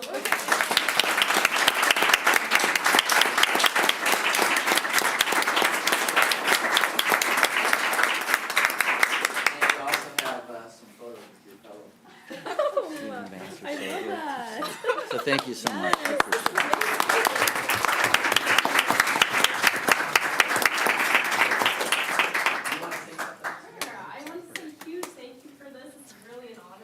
And I think we're also asked to share about some of our future plans. Beat So- me to it, thank you. I was Yeah. going to ask, what's your next Perfect. steps? What are Okay. you doing? For me, I'm pursuing a global studies major at U of I, or University of Illinois Urbana-Champaign, and I'm also planning to do a pre-law track. So that's exciting. And then this summer, I'll be close by. I'll be interning at Illinois Representative Matt Hansen's office. So if anyone has any constituent questions, I'll be there. So yeah. I like Zara. I'm also going to U of I, and I'm also on the law track. I'll be majoring in political science. And yeah, this summer I'm just working. So yeah, thank you. Yes, thank you so much.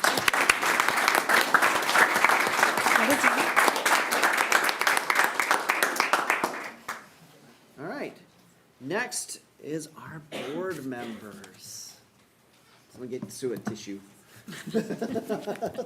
So, so I'm just I'm a going to soft speak, touch. I'm going to celebrate a little bit about Sue and RJ, but I'm going to start with Sue first. So I've had the good fortune of knowing Sue for my entire duration on the board. And Sue predated me by 2 years, or were you a whole cycle before that? I was 2 years. I interviewed you. Yes, you interviewed Yeah. me. And So- look what you did. Yeah, I So, know. yeah, so, Well, how long have you been on a board, Sue? 12 years. 12 years. Yeah, so I just want to let you know, at least from my perspective, I appreciate your perspective, you know, the advice that you've particularly given me over time, and all of you, like, all the things that you've really done, because really, there's a lot that's happened in the past 12 years. I mean, you were speaking to me a little earlier about some challenges earlier on, some things that we're going to be potentially facing later. We went through a whole global pandemic, a couple of teacher contracts, a couple of VESPA contracts, and so and, you know, referendums, though they didn't go the way we wanted, it was very much kind of appreciated on the kind of effort that you kind of put in. And I just want to say, at least for my part, and I'm sure for the rest of the board, we thank you very, very much for your time, and I know the community absolutely appreciates your time and effort and involved, and I wish you the best on your next endeavors. Don't worry, you have a little plaque down here too, I'll get it to you in a minute. RJ, thank you for your time and effort. You've been here for one term, but you know, really, I was thinking earlier about the things a lot of people see in their kind of singular terms, and you've been through them all, I think, in one singular term. You know, there was some real good guidance that I think you, along with the other board members, but you in particular gave a really kind of good level head about a lot of the things that you talked about, your kind of commentary and your things that I always knew you were thinking about everybody else and those in the room and not in the room, and that you were really trying to make sure that the good decisions were the best decisions we could do at the time, even if sometimes they were challenging to be done. I will say, on a slightly humorous note, I will miss, unless you do it again later today, for the not, you know, voting yes for closing out a meeting or two. You've done that in the past. He wasn't at one, and I made a comment at one, and he called me up like the next day after he watched the video. He was like, "Hey, dude, seriously," because I poked a little fun at him. So thank you for your time and effort. Really, like I said, you've accomplished a lot, and I appreciate all your time and effort and thoughts you put into that as well. So thank you very much. It's been an honor to serve with you both. We do have a little parting appreciation token. So I will bring that over to you. RJ. Thank you very much, sir. Well deserved and appreciated.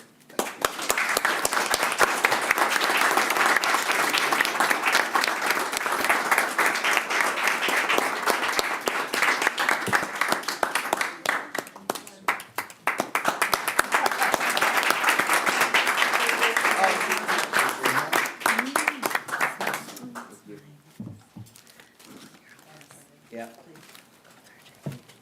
Take your plaque with you. I'm not going to. Oh, you're all like this. As he runs out the door. Thank you. Thank you. Thank you very much. I should put that on the website. All right, thank you, guys. All right. Board comments. Kind of historically speaking, and as a matter of tradition, we let our parting board members do their final comments. Which of you wants to go first? Your choice. Want me to go first? Doesn't matter. Okay. Thank you very much. I appreciate it. It's definitely been an honor to be on this board for 4 years. When I signed up for it, I didn't really have much of a clue of what I was getting into. So congratulations to the new people that are now getting into what I didn't know I was getting into. But it's been great. There's, you know, I guess just thank you to everybody. This whole group here has been amazing to work with. I have a lot of confidence in the future of the school district. I think that this is a fantastic board to be part of, and I did vote for the 2 people that are joining as well. So I guess I could actually say voted for everyone that's gonna be on the board. For you. So maybe that's one-sided. Batting 100%. I don't know. But all the principals, the faculty, I've talked with so many students over the years and people that have come here and spoken at the meetings, the involvements from these gentlemen here, everyone on the boosters clubs, the different committees I've been part of. It's just been amazing. The collaboration is amazing in this town. And I know we just celebrated the new BESPA contract. Having that, the contract with the teachers as well, having Drew step up, having you with your new contract. I mean, it's just, I feel really good. I feel like we've accomplished a lot. We're in a really good spot. So thank you to everyone for letting me be part of that. And thanks to my wife and my children for supporting me over these 4 years. I know they're gonna be happy to have me home instead of here. They like me, so it's nice. So, that's all. Thank you, guys. I appreciate it. Thank you, RJ. Sue. All right. First thing I want to do is thank my family for allowing me this opportunity. It is a big sacrifice, and you will find this out, that it does take time away from your family. And so I do appreciate them allowing me the ability to do this. I want to thank Superintendent Kim for his work and our collaboration. Working with Dr. Hitchens also for the 10 years that she was here and I was on the board. I've got a lot of people that I want to thank, because 12 years is a long time. Senior admin, you guys have been wonderful to work with. I probably am going to cry now that you say that. All the staff at RJAC, Cindy, Teresa, the BEA, VESPA members, everyone, the staff, teachers, everyone. It's been a wonderful experience. I was thinking about this today. 12 years is a long time. I mentioned this to Cindy when I walked in here tonight. It's almost the time it takes a child to go through our district.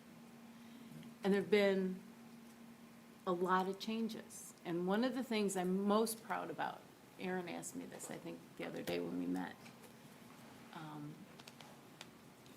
When I first got on the board, my son was in 5th grade. Can't even believe that. He was piloting a program, Brad, do you remember this, with the iPads? Think about that. None of the classes had computers. The students had computers or anything. My son's class was the first class, they had iPads over at AGS. Then the next year, they had a couple of classes, I think, at Rotolo that used, were they iPads or maybe, I think it was just iPads still. And then they slowly rolled it in the middle school and the high school. And I was there the very first day with Dr. Hitchens at the high school when all the students were we were handing out Chromebooks. And now every student in the district has a device. And so that's happened within 12 years. It's a long time, but, I mean, we've been fully integrated for years now.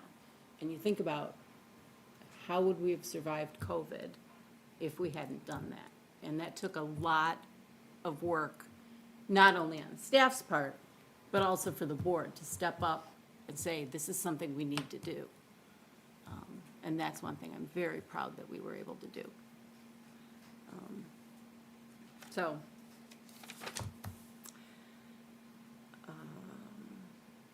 The other thing that I want to say is that over the past 12 years, I've worked with a wide variety of members on the board.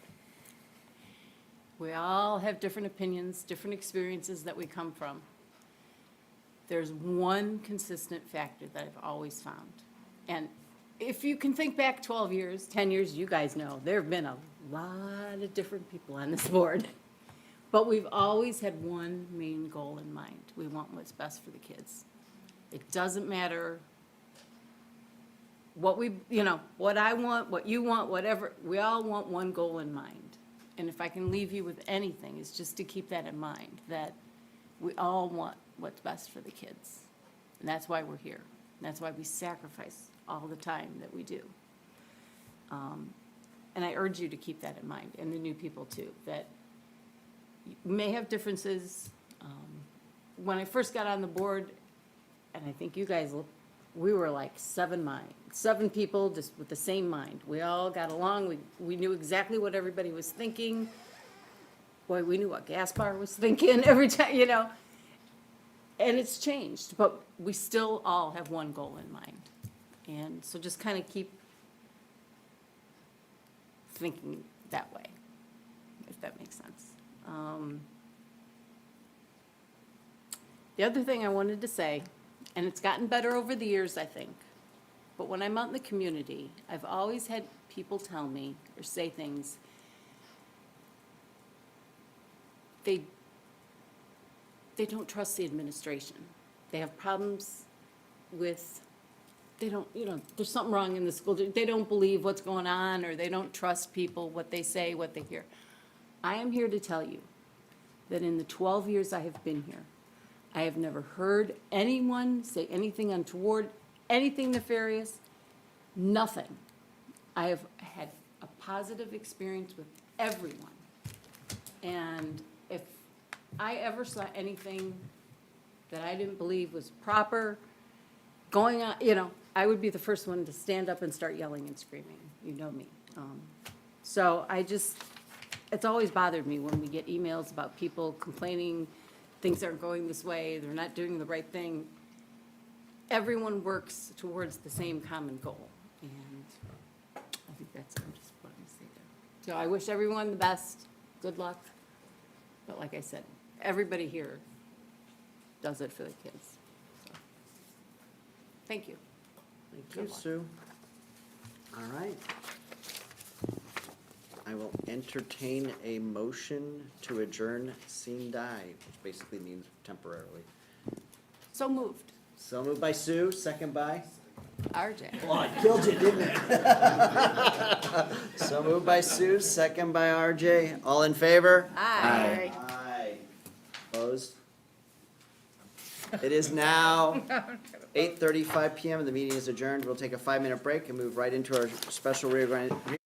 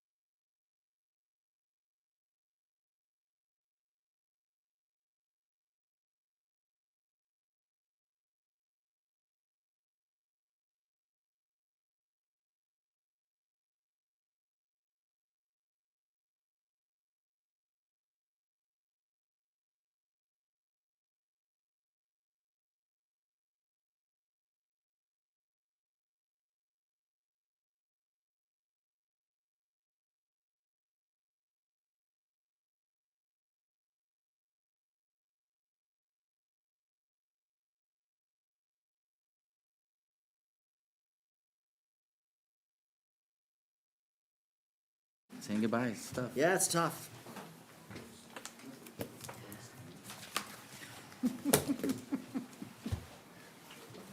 Did I get demoted? I got demoted. Lost some pay there for you. Yeah, yeah. Pay cut. Yeah, big pay cut. All right, this is the regular script. Oh, yeah. All right. Is everybody ready? I'm a little nervous now. You should I'm be. the one that's doing You all gotta this do all now. of it. Okay. Let me get my script. Hold on a second. It's harder than it looks, isn't it, Oh, sir? Oh, take it easy, take it easy. All right, here we go. All right. It is now 20:44, or 8:44 PM, April 22nd, 2025, and I call this special meeting for the reorganization of the Board of Education to order. Our very first order of business before we can call the roll is to swear in our new and returning board members as elected in the April 1st consolidated election. So if we could all come join me at the front of the audience for your swearing in.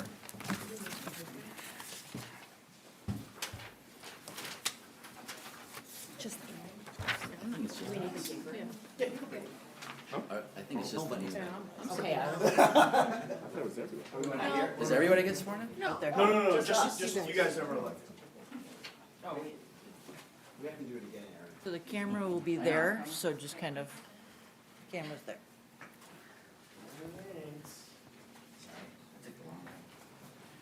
Okay, if you just repeat after me. I do solemnly swear that I will faithfully discharge the duties of the office of member of the Board of Education of Batavia School District. I solemnly swear that I will faithfully discharge the duties of the office of member of the Board of Education of Batavia School District In accordance with the Constitution of the United States, the Constitution of the State of Illinois, and the laws of the State of Illinois to the best of my ability. in accordance with the Constitution of the United States, the Constitution of the State of Illinois, and the laws of the State of Illinois to the best of my ability. I further swear that Further swear that I shall respect taxpayer interests by serving as a faithful protector of the school district's assets. I shall respect taxpayer interests by serving as a faithful protector of the school district's assets.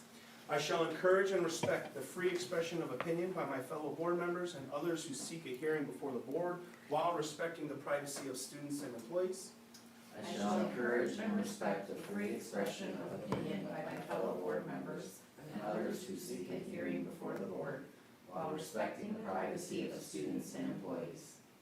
I shall recognize that a board member has no legal authority as an individual and that decisions can be made only by a majority vote at a public board meeting. I shall recognize that a board member has no legal authority as an individual and that decisions can be made only by a majority vote at a public board meeting. I shall abide by majority decisions of the board while retaining the right to seek changes in such decisions through ethical and constructive channels. I shall abide by majority decisions of the board while retaining the right to seek changes in such decisions through ethical and constructive channels. As part of the Board of Education, I shall accept the responsibility for my role in the equitable and quality education of every student in the school district. As part of the Board of Education, I shall accept the responsibility for my role in the equitable and quality education of every student in the school district. I shall foster with the board extensive participation of the community, formulate goals, define outcomes, and set the course for BPS 101. I shall foster with the board extensive participation of the community, formulate goals, define outcomes, and set the course for BPS 101. I shall assist in establishing a structure and an environment designed to ensure all students have the opportunity to attain their maximum potential through a sound organizational framework.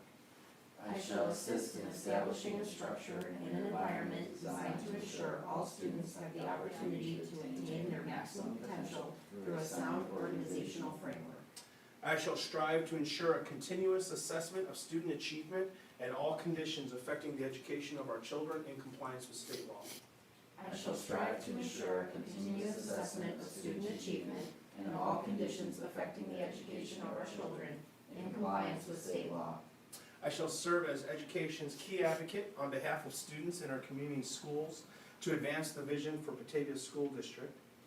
I shall serve as education's key advocate on behalf of students and our community schools to advance the vision for the Batavia School District. And I shall strive to work together with the district superintendent to lead the school district toward fulfilling the vision the board has created, fostering excellence for every student in the areas of academic skills, knowledge, citizenship, and personal development.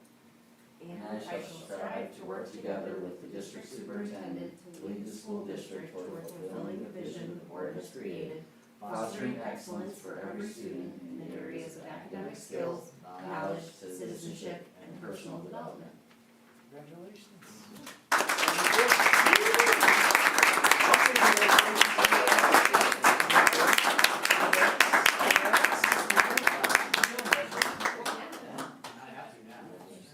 All right.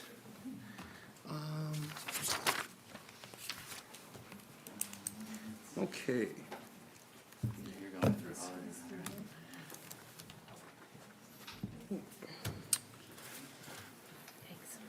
All right, to move forward from here, Cindy, would you please call a roll? Rob Arrolandu, Here.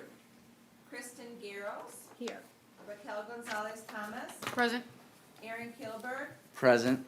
Craig Meadows, Present. Danielle Sliger, Present. Katie Swisicki. Present. Okay. Whoa, just messed up my computer. The role of the board president is to run the meeting as one of the president's primary responsibilities, and we are currently without a board president. This is the reorganization meeting. In order to launch this meeting, someone must be selected as the temporary president and temporary secretary. Therefore, I would like to entertain a motion to appoint Tom Kim as president pro tem and Cindy Rodriguez as secretary pro tem. So moved. Second. All right, motion by Rob Arlandu and second by Katie Swisicki. Okay, thank you. There you go.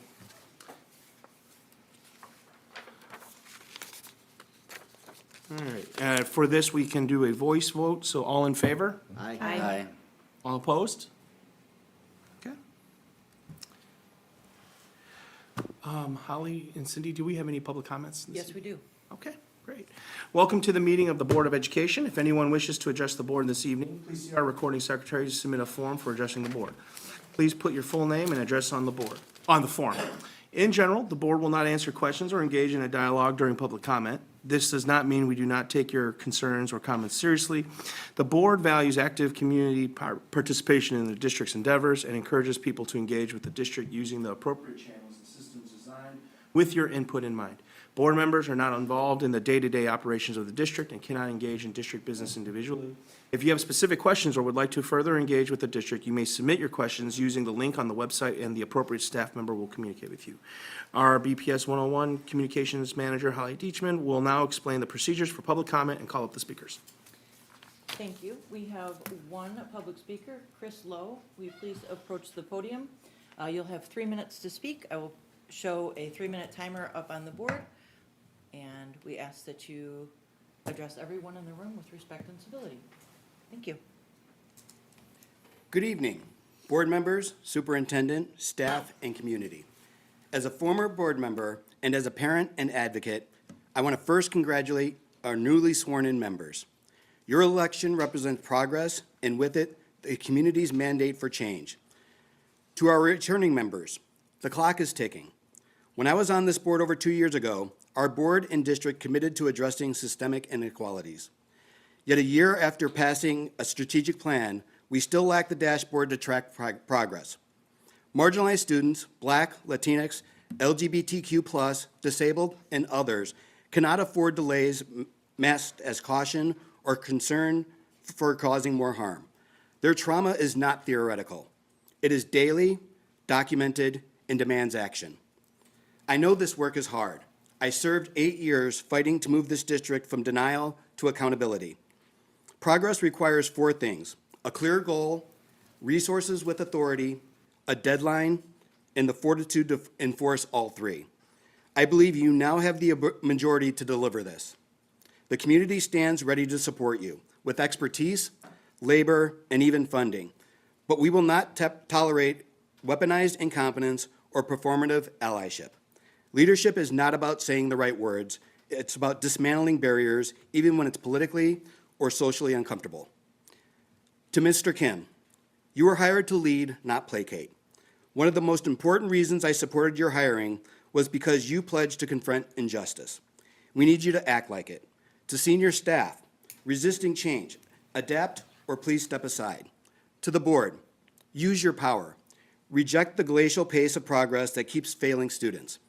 And to the community, hold them accountable. Pack these meetings.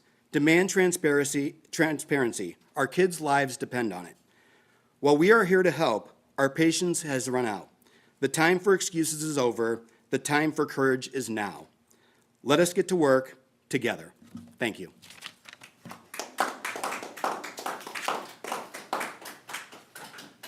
That was the last application. All right, thank you. We have action items, which are to fill 4 positions of officers on the board.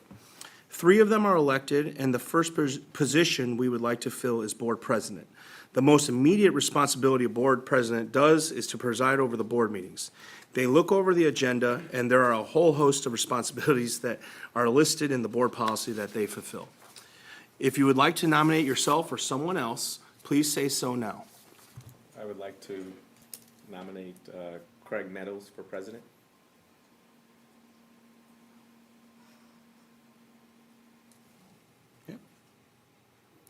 Are there any other nominations? The window for nomination for board president has closed. Given that there is only one candidate that has been nominated, we may proceed by declaring that that person is present if they are accepting, and we will do it by a roll call vote. Do you accept the nomination? I accept the nomination. Okay. Cindy, would you please do a roll call? Arlandu, Yes. Garrels, Yes. Gonzalez Thomas, Yes. Kilberg, Yes. Meadows, Yes. Steiger, Yes. Swisicki, Yes.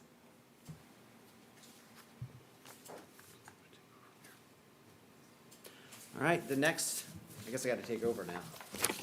My time is done. Your time is done. The next officer position will be elected is board vice president. The board vice president fills in when the board president is absent and fulfills other responsibility as noted in board policy. I will open the window for board vice president, so if you would like to nominate yourself or another person, you may do so now. I would like to nominate Aaron Kilberg for vice president. Guys, a moment to think about anybody else. All right, the window for nomination for board vice president has closed. Since there is only one person nominated for that, should he be willing to accept it, we can do a roll call vote. Do you accept? I accept. All right, Cindy, please lead us in a roll call vote. Swisicki, Yes. Sliger, Yes. Meadows, Yes. Kilberg, Yes. Gonzalez Thomas, Yes. Garrels, Yes. Arlandu, Yes.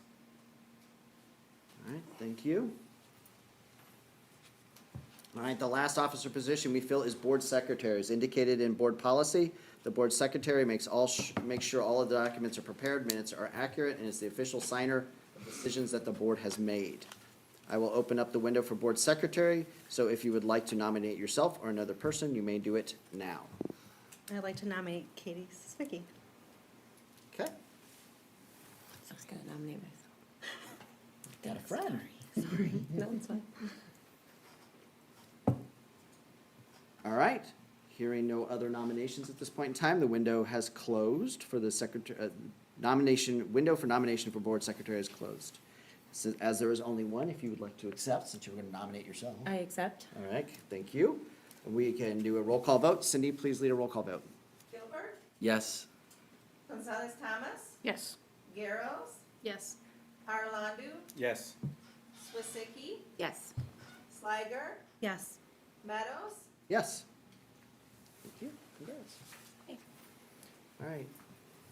Item 5.4, appoint treasurer. There is one more officer. The position of board treasurer is a specific office where the treasurer must be able to compile monthly financial records and they must be properly bonded. the board is able to appoint a non-board member to fill this office, and historically, board has appointed the CFO as treasurer. With that, I would like to entertain a motion to appoint Dr. Tony Inglesi as the treasurer of the Board of Education, unless there's any questions first. Tony doesn't get to ask. Notice I don't have to ask if he accepts. All right, I will entertain a motion to appoint Dr. Tony Inglesi as the treasurer of the Board of Education. So moved. So moved by Danielle, Second. second by Raquel. All in favor? Aye. Aye, all opposed? All right. Thank you very much. Congratulations to all those that have agreed to get a pay raise, I guess. Yeah, no, good luck. All right, item 6.1, times and dates for regular and some special board meetings. So the last vote that this board has to take tonight is to set the regular dates for the Board of Education as well as some special meeting dates. It is required by board policy that every spring the board sets the dates and times of the regular board meetings for the next fiscal year. This is done so that in full transparency, everyone knows when the meetings will be held.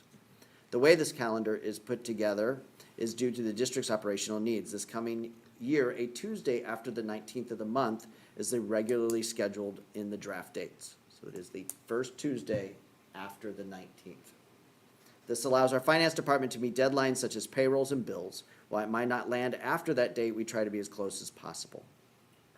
I would like to mention that the meetings seem to land on the third Tuesday of the month, but that is not the guideline we follow, whether it is after or near the 19th of the month. And if you find a way to get Outlook to tell you how to do that, please let me know. I haven't figured it out yet. Does the board have any questions or comments on that particular policy? All right, I will entertain a motion to approve the dates and times for the regular board meetings held from July 2025 through June 2026 and all special board meetings as presented. So moved. So moved by Raquel, second by Aaron.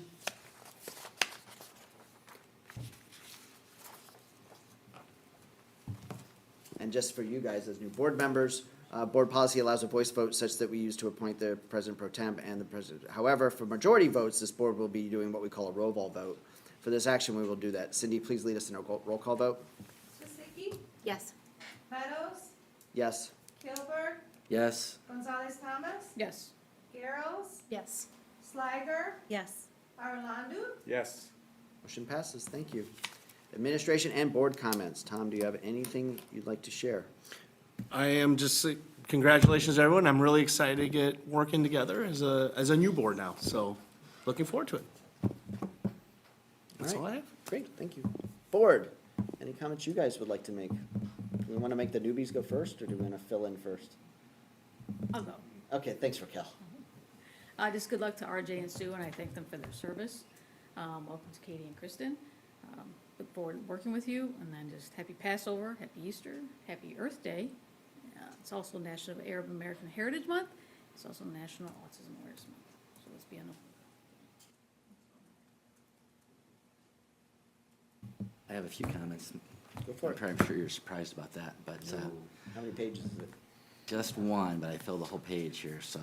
I want to say again, how exciting it is to have the BESPA contract approved. And I, again, want to congratulate both sides in that negotiation. It was really turned out being a very positive experience, so I'm very excited about that to move forward with everybody. I want to give a shout out to two BPS 101 events that I attended recently. First was the Vocational Expo in Aurora that was on April 10th. Ms. Buttles, who was here recently presenting, and her team did an amazing job partnering with Valleys, which is a vocational group in the area, and the local trade unions. We brought a bus of students over there. I think we had about 40 students. I might have that number wrong. But it was from freshmen to seniors, and it was, they got to meet different representatives from all the different construction trades, the plumbers, the pipe fitters, the painters. And I had a lot of conversation with students that were excited to learn about these opportunities. And I know there was then follow-up, so the kids there was discussions on how to join these apprentice programs, how to write a resume, when they can get started. So, I really think we're doing a great job of giving that as a viable career path and exposing them to those opportunities. The other was the All City Fine Arts Festival. There's a sticker here on my computer I got that day on April 12th. I think Mr. Kim attended that event. It was, in my opinion, like sort of like all the arts were there performing in one spot. The Bertolo and the high school, I saw orchestral and choral groups perform, large and small group. There was galleries of art, graphic design. One of our student ambassadors here was performing. Mr. Owen said this was a tradition we've had for years. COVID sort of disrupted that, but now I think he said they anticipate 1,000 folks were going to attend that day, and he thinks big, so I can't wait to see what he does next year. So if next year when we have this event, I would encourage everyone in the community to go check it out, because it really is a chance to kind of sample all the skills and talents of all our students. This week is prom. It was brought up in the previous meeting. It's an exciting night, but also an anxious night for a lot of parents. So I would just say to everyone out there, have fun, but be safe. And then also that we're in the stretch run. When we next gather as a body, we'll be talking about commencement, which will be the next evening at NIU. And I know a lot of students are announcing their decisions for their future plans, so I just want to wish them good luck, and I want to wish their parents good luck as we sort of have the beginning of last this and last that. And then I just want to close with saying congratulations to Ms. Garrels and her family, and Ms. Swisicki on their election to the Board of Education, and congratulate Mr. Meadows on your reelection. I look forward to serving with all of you in the entire board for the next 4 years. And I also want to say thank you to all those who voted and supported my reelection, especially my wife, Kathleen, and my children, Emma, Jake, and Lily, and Emma, who got to vote for me this year, so that was exciting for her. I promise to serve the community to the best of my ability and always put student needs top of mind. And finally, to the outgoing members, Mrs. Locke and Mr. Mathis, I just want to say that it's been an honor to work with them. I told them privately how I feel, but I can say that they gave their best, and in service to this community, it was an honor to serve with them. And I just want to wish both of them good health and prosperity and the best of luck in their future endeavors. Thank you.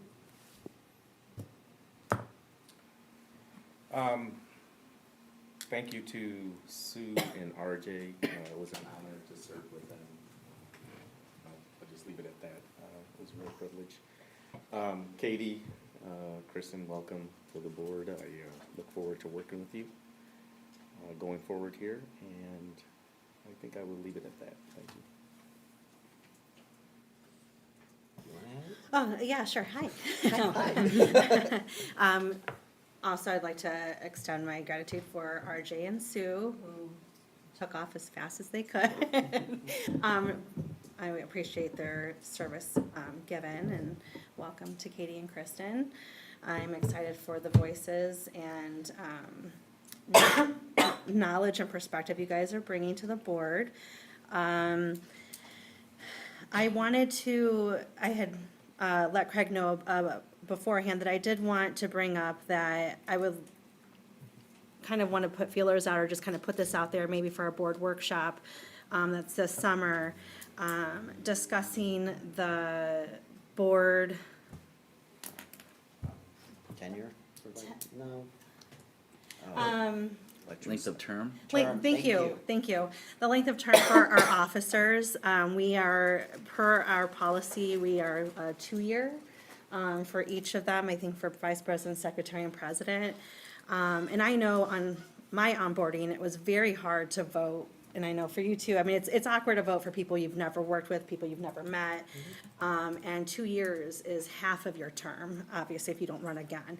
And along with that, I just feel like there's some other pros that would go into if we were to talk about shifting into a 1-year. That would allow onboarding members to get to know their board. Potentially, they may be able to, I mean, it takes a little time to get your feet wet, 6 months to a year, potentially if there's any interest in them running or taking on any of those duties. Also, it'd give the new board the opportunity to discuss the roles. The president takes on a lot. I mean, you spend a lot of time doing various things. Is there any discussion or any ability based on what IASB has in line, or however it works, that whatever we do have to follow, but is there anything that can go on to whether it's a vice president or other board members that give them the opportunity to be present in meetings or with various duties that would have relieved you. There's obviously president roles that you do have to do in different communications as board president. But I think that would be a great opportunity just to kind of give a new board that ability to have that back and forth and the open dialogue.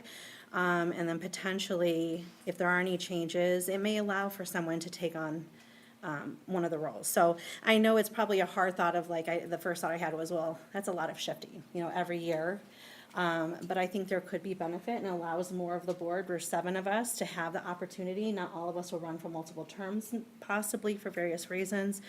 But we are all here, we're all a board of one voice. So I just feel like that it gives a better opportunity. So I know tonight, that's just my comment to you guys, and I would love to maybe add it to our workshop, and then if we are able to apply it, put it into policy if it's something that everyone kind of agreed on.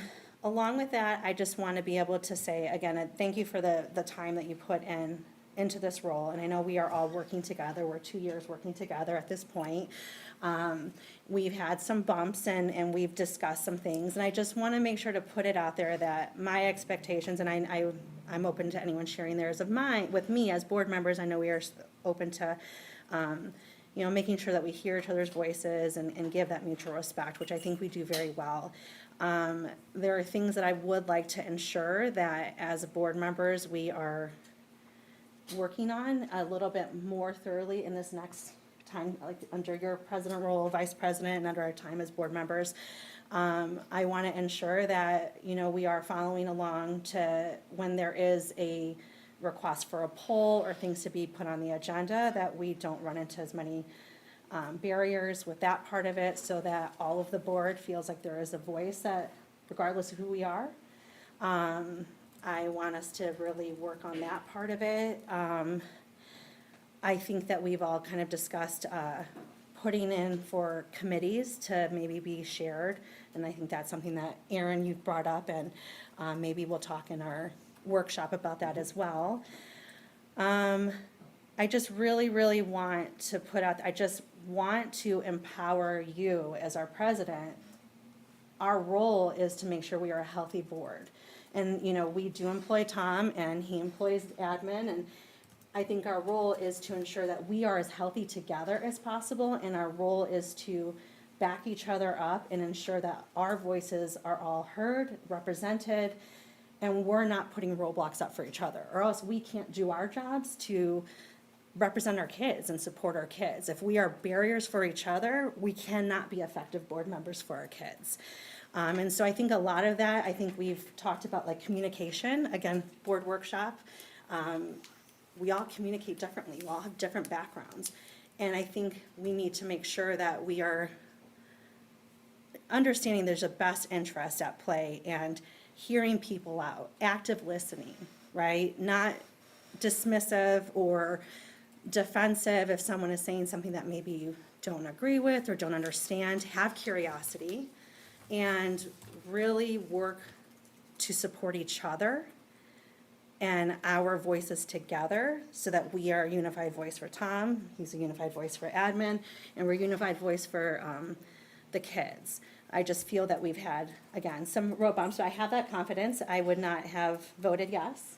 And I hope that we can continue that conversation. And again, I hope that with that, we can potentially talk about that policy, that term change, so that we can kind of mix things up possibly and give other people the opportunity, especially when you have people coming in. It's hard to run up against the incumbents. It's hard to come on into a board and say, yeah, I'm gonna do it, when you've never been here before. And you have to wait a whole 2 years and they're still whatever. So that's kind of what I wanted to share, and I realize that we'll have to talk a little bit more in the board workshop about it. Okay. Thank I you. usually go last, so I'll let you two go first. Okay, just thank you to the voters of Batavia and to my family and my friends for supporting me in this endeavor. And I am so happy to be up here with everybody. I look forward to discussing some topics at board workshop and kind of getting to know how everyone is going to work together. And I'm just excited to get to work for the kids, the students in Batavia. All right, well, thank you.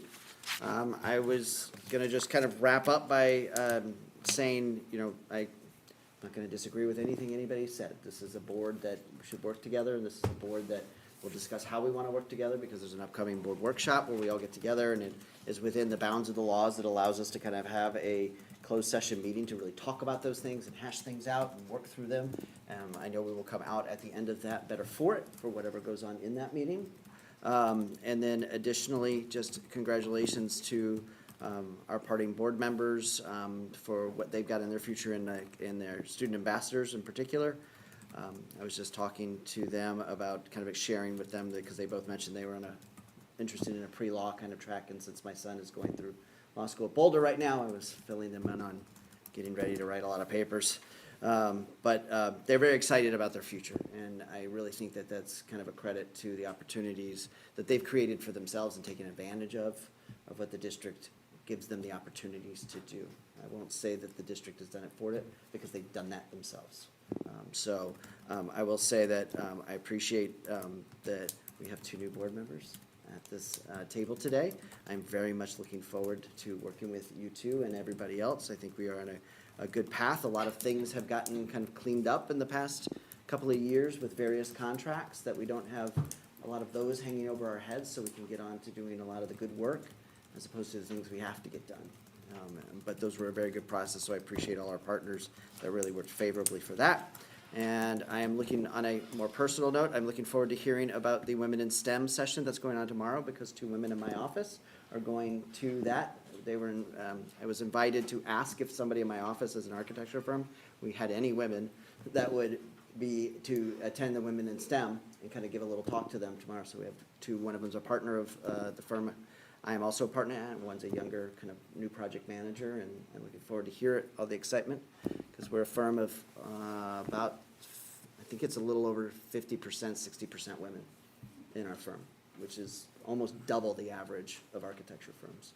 So to that end, I'm looking forward for them to show everybody what a fruitful career is. If not in the arts, it is also in science and arts adjacent at a minimum. So thank you, everybody, for your time and effort today, and all the and sitting around through all those action items, particularly the families that came today to support the new board members. I will entertain a motion to adjourn the special reorganization meeting of the Board of Education. So moved by Raquel, second by? Second. Second by Aaron. All in favor? Aye. Aye, opposed? Thank you. It is now 9:16 PM. We had 2, and the meeting of Board of Education is adjourned.